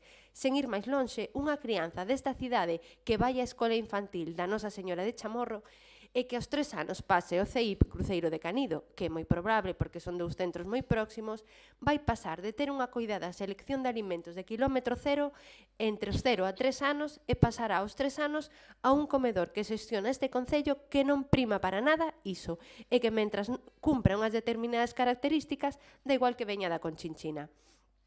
Pero pasemos co prezo. Aquí o pato xa sabemos quen o paga. Non as familias. Aquí as familias pasamos de pagar un menú de xantar de 3 euros a pagar 5 euros. En este menú, canto paga o Concello? Pasan de 1,34 a 1,69 euros. Se non saben de números como a min, xa lles fago eu a resta. As familias teñen un incremento de 2 euros, 1,95 euros en concreto, mentras que o Concello ten un incremento de 35 céntimos. Sí, vamos, que este concello, polo que o servicio de comedor, non vai esforzarse moito. Pero aínda chama máis atención o tanto por cento da participación. Mentres nos pregos anteriores as familias facíanse cargo do 73% do custe do comedor, que xa non é pouco cando se trata dun servicio esencial que se ten que prestar, pasan agora a facerse cargo do 77%, unha suba dun 4%. Pero que pasa co Concello nestas porcentaxes? Que pasa dun 27% a un 23%. E aquí temos a gran xogada. O Concello, en vez de aportar máis a este servicio, que, como digo, é esencial, aporta menos do que aportaba antes. E a Xunta de Galicia, onde está? Que pinta neste servicio? Que ten que xestionar ela directamente? Pois non moito. Este Concello aínda lle lava a cara máis e tamén sigue aportando o mesmo. Polo tanto, este Concello aínda aporta menos do que aporta con anterioridade. Non sei se este goberno de PP sabe con quen tirar. Aumentan subvencións nominativas a dedo por aumentos nos servicios públicos dos colexios públicos da cidade, como é o servicio de comedor. E por isto é que dende aquí solicitamos que este Concello se poña a traballar para as familias desta cidade e solicite a Xunta de Galicia unha adenda para facer fronte a esta suba de precios dos comedores escolares. Unha adenda que se faga neste curso, que, como xa dixen varias veces neste pleno, é un servicio que ten que prestar a Administración Autonómica. Pero que se faga esta adenda, repito, neste curso, non para o seguinte, xa que agora é a suba das familias que non teñen que pagar o pato. Así que, como tamén solicitamos a este goberno que se faga partícipe, senón de máis porcentaxe, polo menos da mesma proporción do custe do encarecemento do servicio. Non pode ser que en momentos nos que as familias o estén a pasar mal, este goberno por riba non se lles axude e se lles perxudique aínda máis por non querer compartir unha suba. Sabíamos que os novos pregos ian traer un encarecemento ao servicio. Vaya terminando, señora López, por favor. Sí, rematarei cando... Sí. Pero o que non se esperaba ninguén é que non só era que as familias o asumiran soamente, senón que aínda a súa contribución se aumentara o tanto por cen que as familias pagan. Está aquí hoxe o compañeiro Xaime representando a Federación de AMPAs e aínda que non pode falar neste punto, dende a miña voz queren expresar o seu malestar de que sexan as familias as únicas que se fagan cargo da suba do servicio, xa que hai moitas familias que vanse enterar desta suba despois de ter pasado o primeiro mes de servizo. É por iso que dende o noso grupo pediremos mensualmente os datos dos usuarios de comedor. Dende o noso grupo queremos agradecer o esforzo de Xaime por poder acompañarnos neste pleno. Os ratios de alumnos, agora sí, temos... Señora López, ten que ir terminando, que agotou o seu tempo. Un momentiño, sí, xa estou rematando.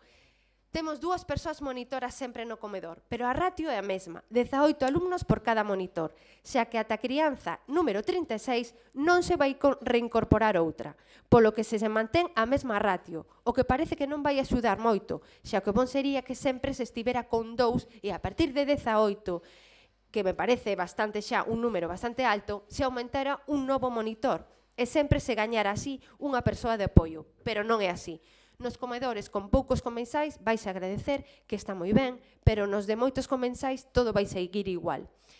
As becas comedor terían que facer novos Señora López, terá un segundo turno de intervención, non podemos seguir co turno, esgotou fai tempo xa. Sí. As becas comedor terían que facer un novos baremos e unha tristura que veñan estes novos pregos sexan semellantes ao de hai 10 anos. Moitas grazas. Gracias, señora López. Polo Grupo Municipal Socialista ten a palabra a señora do Pico. Moitas grazas, señor Tenente Alcalde. Saúdos a todos os compañeiros de corporación, especialmente a Xaime, que tamén está acompañándonos, e a todos os que nos vexan polo canal de YouTube. Bueno, dende o Grupo Socialista, o noso titular é que as familias non poden asumir este aumento dos prezos dos comedores escolares. Entendemos que debe haber unha suba razonable, xustificada polo aumento da inflación que está a encarecer os prezos dos alimentos, pero o Concello ten que asumir máis do 25% que asume actualmente nos xantares. A comunidade educativa, ademais, debería poder facer achegas. O señor alcalde dicía ao comezo do pleno que hai que escoitar aos ferroláns. Neste caso, perderon outra vez a oportunidade de escoitar os ferroláns no Consello Escolar Municipal, que é un servizo imprescindible.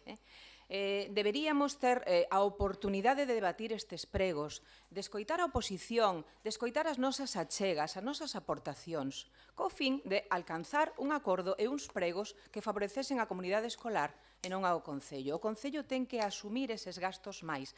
E, simplemente para rematar esta primeira intervención, que incido en que votaremos en contra, salvo que o Concello asuma os sobrecustos do servicio de comedores escolares e que as familias sigan pagando o mesmo que ata agora. Grazas.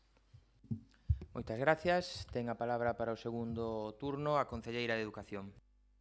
Moitas gracias, tenente alcalde. Ben, este goberno só quere dar resposta ás familias cun servizo que sirve para a conciliación e que sexa un servicio de calidade que é o que se merecen as familias do noso concello. Repito, como goberno o único que quere é manter este servicio para as familias, xa que é un servicio dos máis importantes, como dixen, para dar resposta á conciliación familiar. En resposta, señora Purriños, a ratio é a mesma que sempre nos anos anteriores. Según que non foi escoitada a comunidade educativa sempre pide e pediu os dos monitores sexa a ratio que sexa, está cumplido no pliego. Que a hora do servicio fose atendida antes das 6 da tarde, eso tamén é atendido. Que as cociñas sexan do punto cero, eso está estudo. Polo de agora, un pliego público, preséntanse as empresas que se presenten. Non podemos ter a certeza de que se vayan a presentar empresas de Ferrol. Esas eran os produtos de proximidade, e son produtos ecolóxicos. Esas son as peticións reiteradas que sempre houbo en todas as reunións que tuvimos coa comunidade educativa. 2 delas están a cumplirse perfectísimamente na ratio. E só falta que, nalgún momento, teñamos a oportunidade de ter a cociña en Ferrol e, por suposto, seguiremos a traballar nelo. Moitas grazas. Señora Purriños. Moitas grazas, señor alcalde. Pois, evidentemente, unha das melloras son esas dúas demandadas monitores ou monitoras que de sempre van estar ali, que non había que era unha. Pero eso non exime de que cando traemos un plego novo, que, repito, era do 2015-2016, non existan ese tipo de melloras e non se consideren que 18 alumnos para un monitor sexa moito. Entón, eu creo que, bueno, dende Ferrol en Común creemos, non eu, que evidentemente, se falamos dun prego novo, ese tipo de melloras teñen que estar contempladas.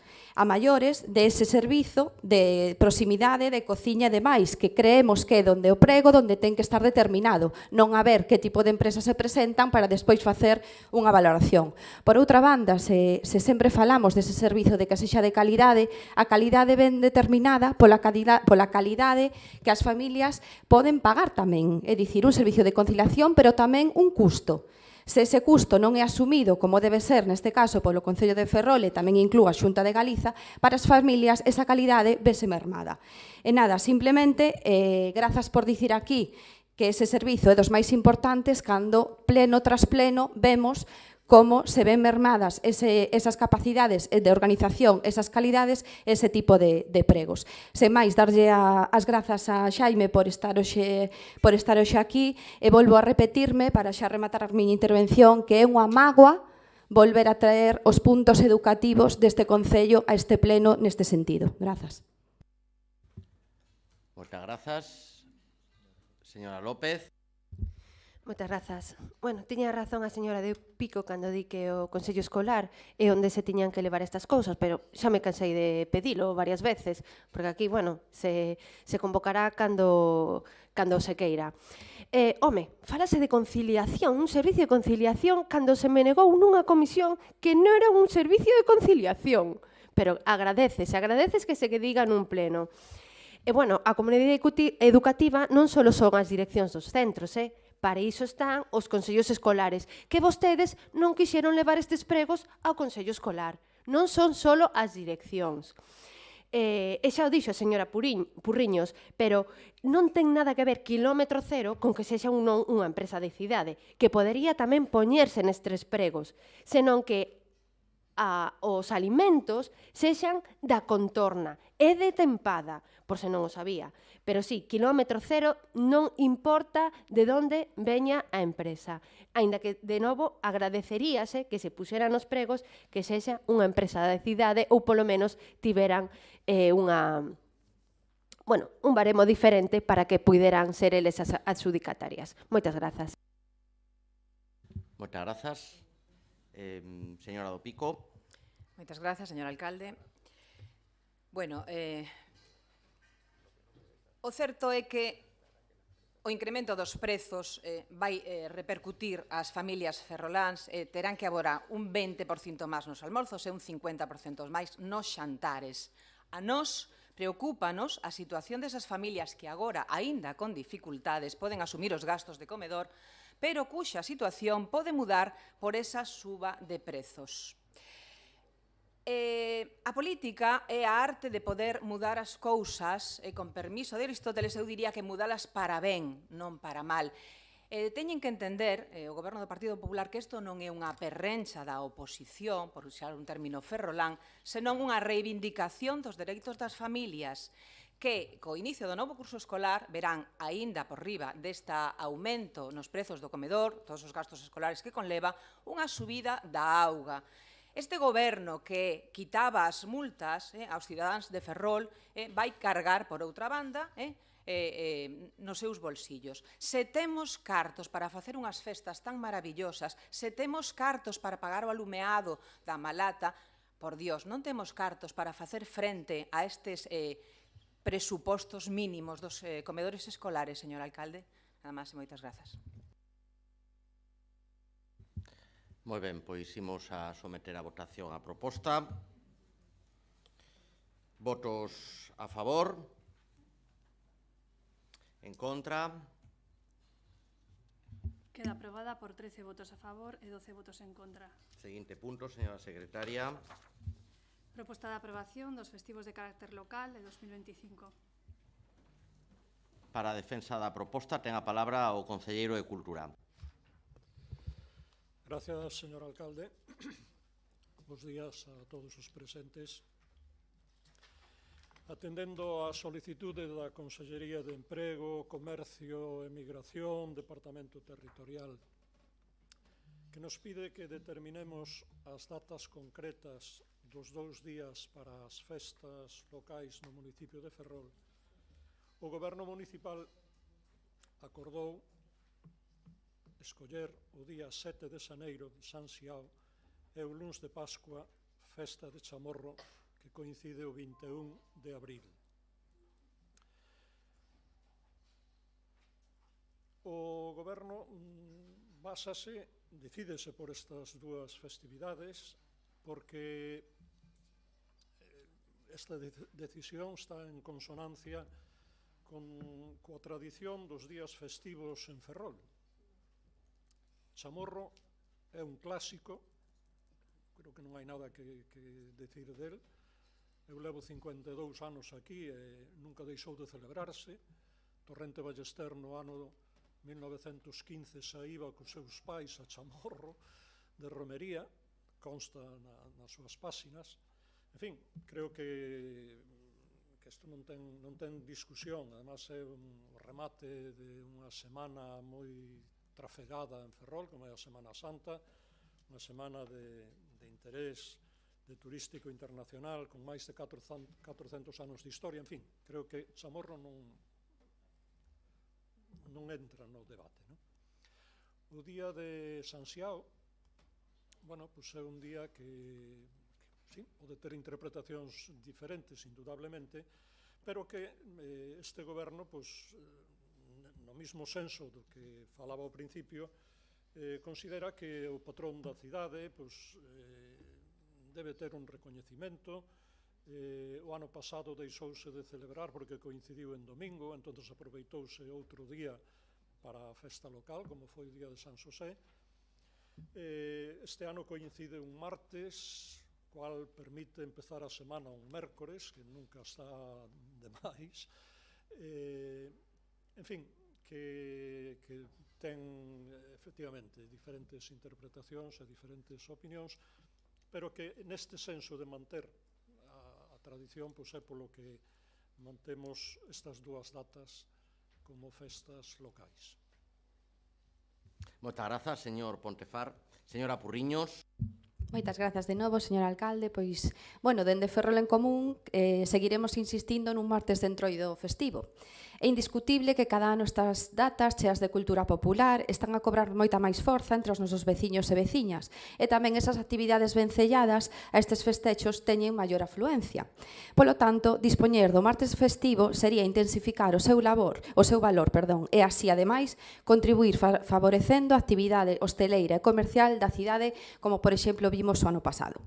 Entendemos que San Xiao é o patrón de Ferrol, como ben explica o concelleiro, pero fixalo como festivo supón, por exemplo, que as persoas que traballan no comercio non descansen e non disfruten por ser inicio das rebaixas, por exemplo.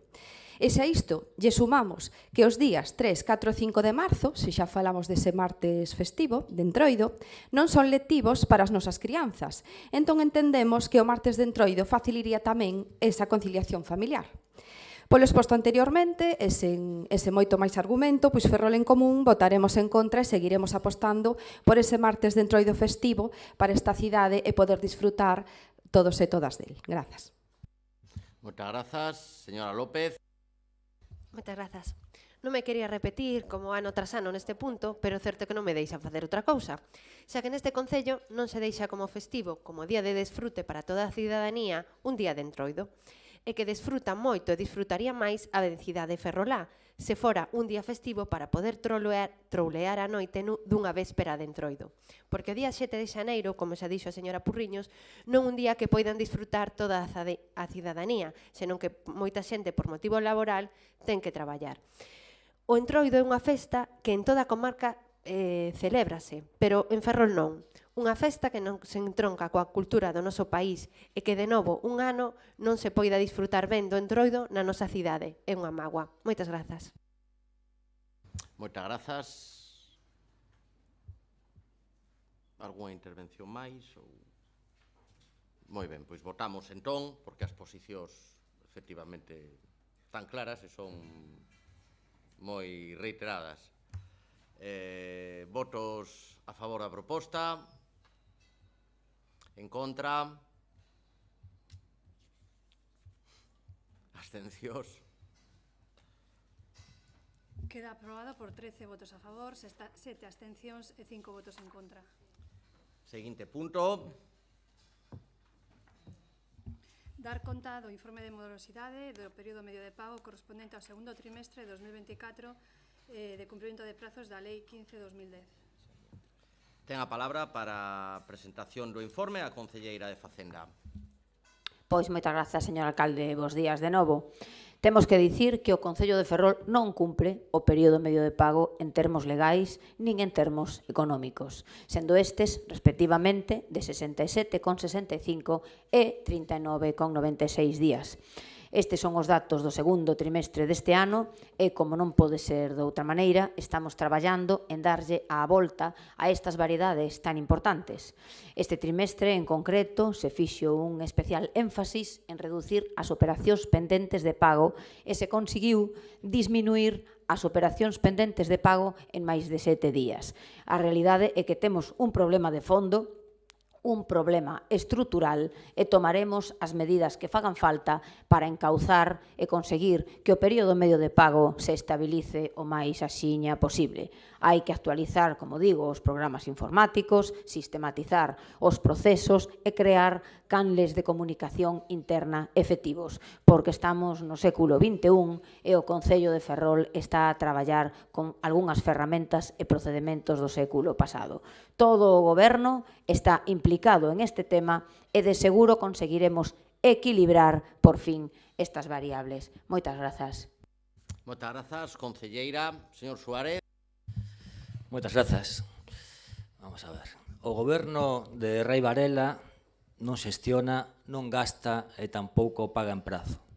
O período medio de pago legal a proveedores se alarga e empeora. Rei Varela tarda en pagar e as facturas pasan cada vez máis tempo esperando que lles chegue o momento de ser abonadas. Hai que lamentar que os autónomos e proveedores paguen a incapacidade da xestión de Rei Varela. Só se pagan unha de cada 2 facturas e 3 de cada 10 se pagan fora de prazo. Calquera cidadán ou empresa ten que pagar as súas facturas cando lle toca, e senón lles esperan os intereses de demora, mentre o goberno de Rei Varela paga cando quere. Rei Varela mantén o Concello paralizado, xa que nin paga nin inviste.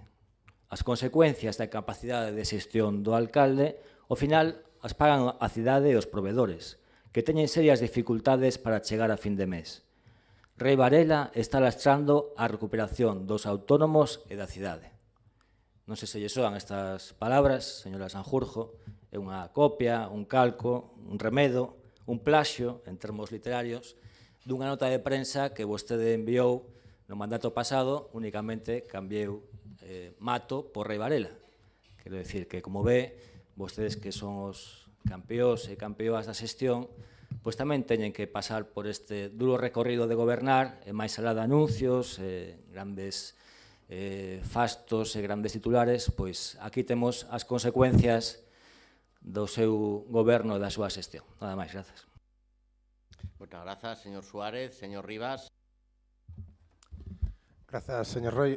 Bueno, eu creo que, en primeiro lugar, creo que en política, cando alguén ten que adoptar posicións, e esas posicións na oposición son dunha determinada maneira, cando está no goberno, pois son de outro tipo, ou non se dá cumprimento a aquelas cuestións das que se facía gala cando se estaba na oposición, debería ter consecuencias. Se o feito de que vostedes argumentasen o que argumentaban cando estaban na oposición e no momento actual non só reproduzan a mesma situación que estaba a vivir o Concello de Ferrol nese momento, sino que estén agravando, debería ter algún tipo de consecuencia política respecto da súa xestión.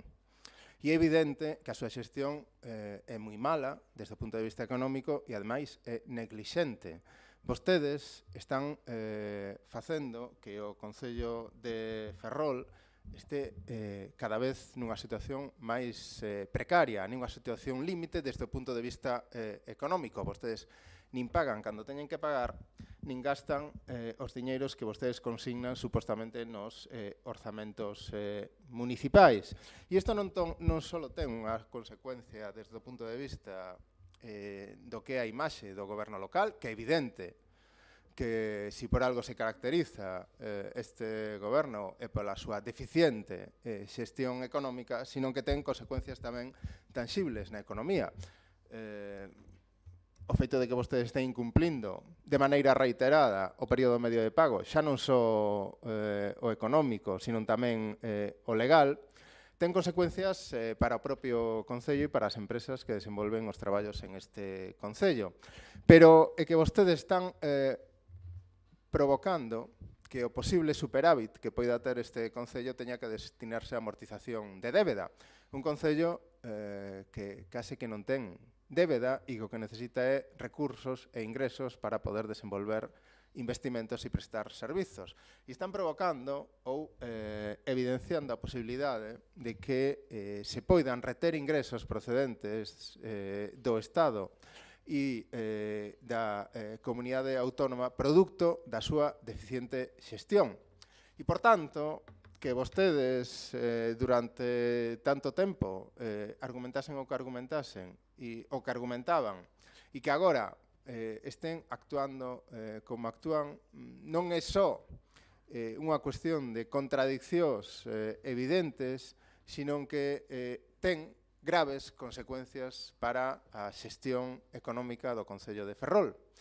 E creo, como decía ao principio, que as excusas que vostedes cada vez acumulan, porque xunto ás que acaba de expoñer agora o goberno local incorporan no informe unha xustificación que, sinceramente, hai que ter valor para poder incorporar argumentos deste tipo e que literalmente di que contan únicamente con 2 oficiais administrativas e que iso justifica que incumplan vostedes o período medio de pago cando son vostedes os que teñen provocado a adelgazamento da administración local, o feito de que non haxa personal e están insistentemente desenvolvendo unha externalización de todos os servizos posibles que se poden desenvolver por parte da administración local, pois creo que pon en evidencia non só as súas contradicións, non só a súa neglixencia económica, sino, ademais, a súa falta de criterio para argumentar unha cousa a contraria e, ao mesmo tempo, xustificar a situación actual producto das decisións que vostedes teñen tomado no pasado. Creo que a súa actitude e os seus comportamentos de carácter político en este Concello deberían ser motivo de reflexión, non só para vostedes, sino para o conxunto da cidadanía, dado a situación límite a que están levando ao Concello de Ferrol en moitos aspectos, e nun deles, como este, que é a xestión económica, por moito que vostedes argumentasen que iban a contar cun orzamento ano tras ano, o cal é evidente que non garante que a xestión económica do Concello de Ferrol sexa positiva, nin que beneficie os intereses de todos e de todas. Moitas grazas. Moitas grazas, señor Rivas. Señor Fernández de Ceiro. Bos días, gracias, señor alcalde. Bueno, vaya por diante que non nos alegramos de que se incumpla o PMP, non? Pero bueno, eu llevo a dar a enhoraboa a señora Sanjurjo primeiro por la mesura en presentar o punto. Non sei se ya se esperaba que aquí nos revolucionáramos, pero esa mesura ya digo que a utilice máis, porque claro, despois pasa o que lle dixo o señor Suárez, que todo o que se dixo na anterior no anterior mandato, pois ora ven de volta, non? E tamén lle vou a dar a enhoraboa porque este é o peor resultado do PMP legal dende o primeiro trimestre de 2019. Parece ser que o goberno anterior desbordado, pois neste tema o facía un pouquiño mellor, non? Bueno, isto evidentemente demostra unha ineficacia do goberno municipal na xestión financiera diaria porque non hai un seguimento de que esas facturas cheguen á tesorería. O propio informe de tesorería di que as facturas cando entran na tesorería se pagan de forma inmediata, a pesar de, como decía o señor Rivas, de que só contan con 2 administrativas. Por lo tanto, o problema non está na liquidez do Concello, o problema está en que nadie fai un seguimento de que os diferentes negociados movan esas facturas dentro do plazo, non? Si comparamos co segundo trimestre do ano 2023, que foi o último do anterior mandato, pois naquela se pagaban en prazo o 74,64% das facturas, agora se pagan o 57,30%. Por lo tanto, o 42% das facturas que entran neste Concello se pagan fora de plazo. Eso que xenera? Pois xenera, primeiro, inquietude nas empresas, sobre todo nos pequenos autónomos que necesitan desos ingresos, que xenera que o gasto no propio Concello, porque esas empresas teñen dereito a solicitar intereses de demora. Por lo tanto, este goberno que de maioría absoluta, con 11 asesores que iba a vir aquí a arrasar, pois de momento este tema o está arrasando. Bueno, xa non vou ir á hemeroteca porque o señor Suárez xa foi, pois bueno, ao final un é preso das súas palabras, non? De todas formas, no anterior pleno en que veu o PMP, a señora Sanjurjo dixo: no segundo trimestre a situación corrixirase, sen dúbida. Estamos poñendo medios humanos e recursos. Pois está claro que nin chegaron os medios humanos, nin chegaron os recursos. Me imagino que co de terceiro trimestre, se non se cumple, pois dirán que foi o período de vacacións, que había menos xente nos negociados. Estou de acordo con vostede, señora Sanjurjo, isto é un problema estrutural, pero xa era un problema estrutural cando vostede decía esas cousas.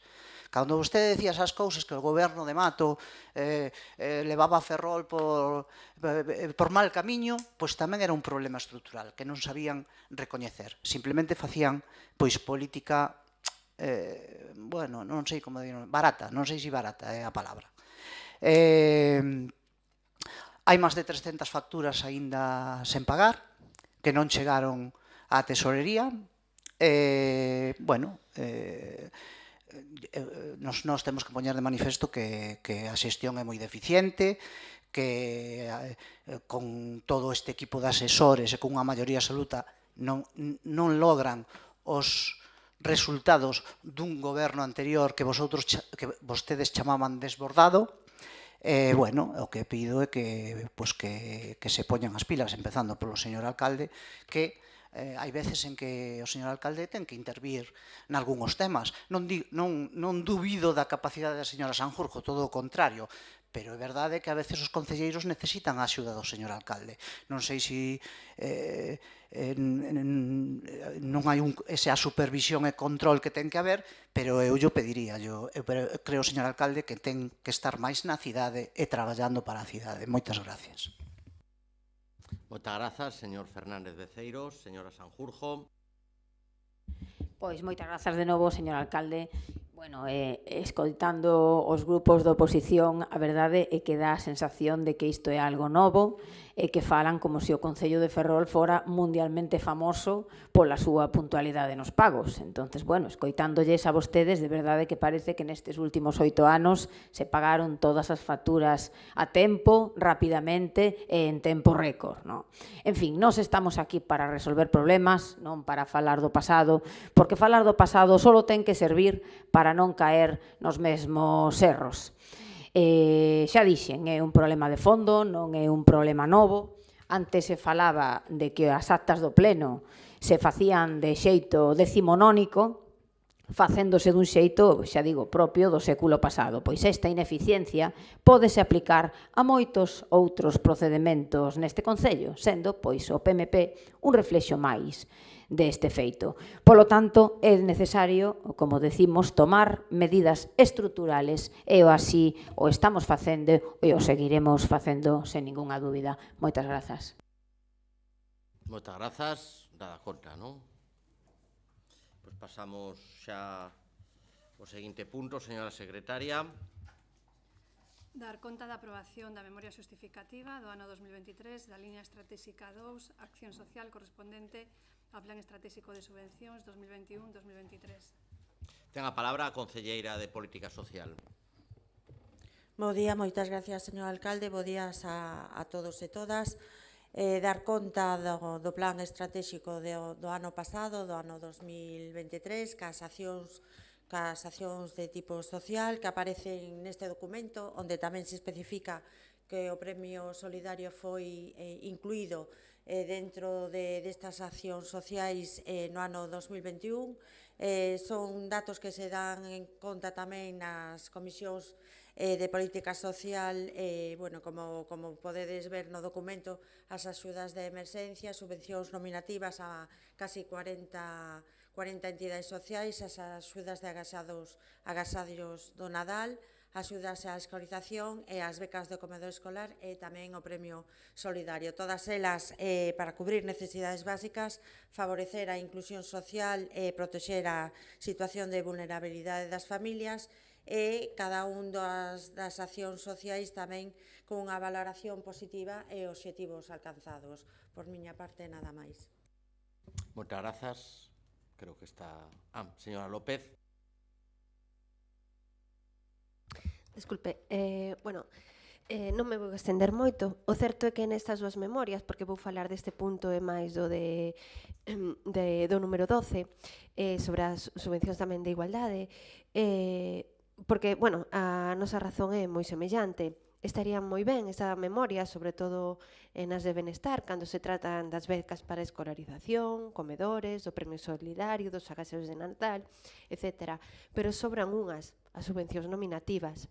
Esas non terían que parecer, ou polo menos non de forma sistemática, coas mesmas cantidades e cos mesmos importes, porque para iso xa están as de concorrencia competitiva, que son unhas subvencións transparentes e ecuánimes para todas as entidades. Este goberno tería que incentivar unhas subvencións de concorrencia e que as nominativas foron unha excepción, tal e como ano tras ano se lle indica a señora interventora no seu informe de contas. Moitas grazas. Moitas grazas. Señora Martínez. Grazas, señor alcalde. Bo día a todos e todas. Moi brevemente, únicamente, pois dicir que con este informe se evidencia a necesidade de contar a maior brevidade posible, pois cunha ordenanza que regule ditas axudas e mesmo que tamén pois poda modificar eses baremos económicos que no propio informe se fai relación para que pois as axudas poidan chegar a toda a xente que o necesita. Nada máis, gracias. Moitas grazas, tomamos nota desas consideracións Pasamos ao seguinte punto.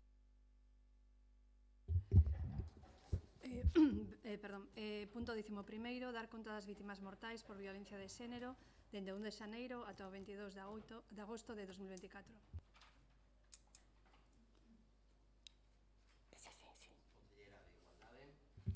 Moitas grazas, señor alcalde, e moi bo día. Comezamos o pleno con un minuto de silencio pola última víctima asasinada polo seu cónxuxe en Sevilla, unha muller que tiña 58 anos. Pero, desgraciadamente, no mes de agosto foron outras 4 mulleres as asesinadas polas súas parellas, os seus exparellas. Concretamente, unha muller de 74 anos en A Coruña, Mónica, de 48 anos en Valladolid, Pilar, de 61 anos en Rubí, e María Ángeles, de 66 anos en Castelbisbal de Barcelona. Dende este salón de plenos, como ven sempre sendo habitual, desgraciadamente, amosamos, polo tanto, as nosas condolencias e o noso apoio a todas as familias víctimas de violencia de xénero. Así mesmo, tamén mostramos a nosa máis absoluta condena á violencia de xénero. Moitas grazas. Moi ben, moitas grazas. Seguinte punto. Punto 12, dar conta da resolución de data 30 de xullo de 2024 de aprobación da memoria xustificativa das subvencións concedidas pola área de igualdade no ano 2023. Ten novamente a palabra a concelleira de Igualdade e Muller. Moitas grazas. De conformidade co apartado 11 do PES, procedemos a dar conta ao Pleno da memoria xustificativa das subvencións concedidas no ano 2023. Como ben sabedes, os obxectivos promover, apoiar e impulsar a igualdade, prevenir a violencia de xénero, eliminar as desigualdades e ofrecer as mesmas oportunidades a todos os cidadáns. As subvenciones concedidas foron a Alvixe, no área de igualdade, evidentemente, Alvixe, Patronato Concepción Arenal e Obratas. De decir que, se cumplieron todos os requisitos específicos que así se exixían para poder conceder estas subvencións, prácticamente foron abonadas a totalidade. Moitas grazas. Moitas grazas. Creo que... Moi ben. Seguinte punto. Dar conta da aprobación da memoria xustificativa da subvención concedida na área de seguridade e tráfico no ano 2023, línea estratégica 9 do Plan Estratégico de Subvencións 2021-2023. Ten a palabra a concelleira de Seguridade e Mobilidade. Moitas grazas, señor alcalde. Pois, neste punto vemos a dar conta da memoria xustificativa da subvención concedida á Agrupación de Voluntarios de Protección Civil de Ferrol. Como todos sabemos, a Agrupación de Voluntarios é unha entidade esencial e necesaria na colaboración con este Concello en materia de protección civil, que realiza labores de interese público, social e humanitario. Isto require a dotación de medios axeitados, unha cobertura económica xusta para o mantemento da mesma. Podo dicir que cumpríronse os obxectivos ao 100%. Como todos saben, o importe aboado para a subvención foron 75.000 euros, un primeiro anticipo dun 60%, un 45.000 euros e un segundo abono do 40% restante. A xustificación foi aprobada no seu momento e os planes e os seus obxectivos foron cumpridos ao 100%. Moitas grazas. Moi ben, algunha... Sí, señor Costolla. Sí, bo día. Nada, simplemente para, evidente, como di a concelleira, da importancia e a esencialidade desta agrupación para a maior parte dos eventos que se desarrollan nesta cidade, pero eu simplemente quería intervir para invitar ao Goberno a que continúe no traballo feito dende o goberno pasado, no que se incrementaron de maneira notable tanto os medios materiais desta agrupación como as súas propias instalacións, a súa ubicación tamén se mellorou notablemente, ademais da cuantía económica da subvención, pero non soamente darlles unha subvención, darlles cartos. Invito ao Goberno a que continúe traballando nesta mellora de medios para a agrupación, tamén de millora no seu lugar de traballo. Penso que é absolutamente necesario, penso que ben o merecen, pero, sin embargo, neste máis de ano que levan gobernando, as melloras neste sentido foron de cero. Moi ben, moitas grazas, señor Costolla. Tomamos boa nota. Ademais desas cousas, hai un problema estrutural na agrupación que esperamos poder abordar nestos 4 anos satisfactoriamente. Rogos e preguntas non foron formulados, polo tanto, moitas grazas. Bo reinicio de curso a todas e todas.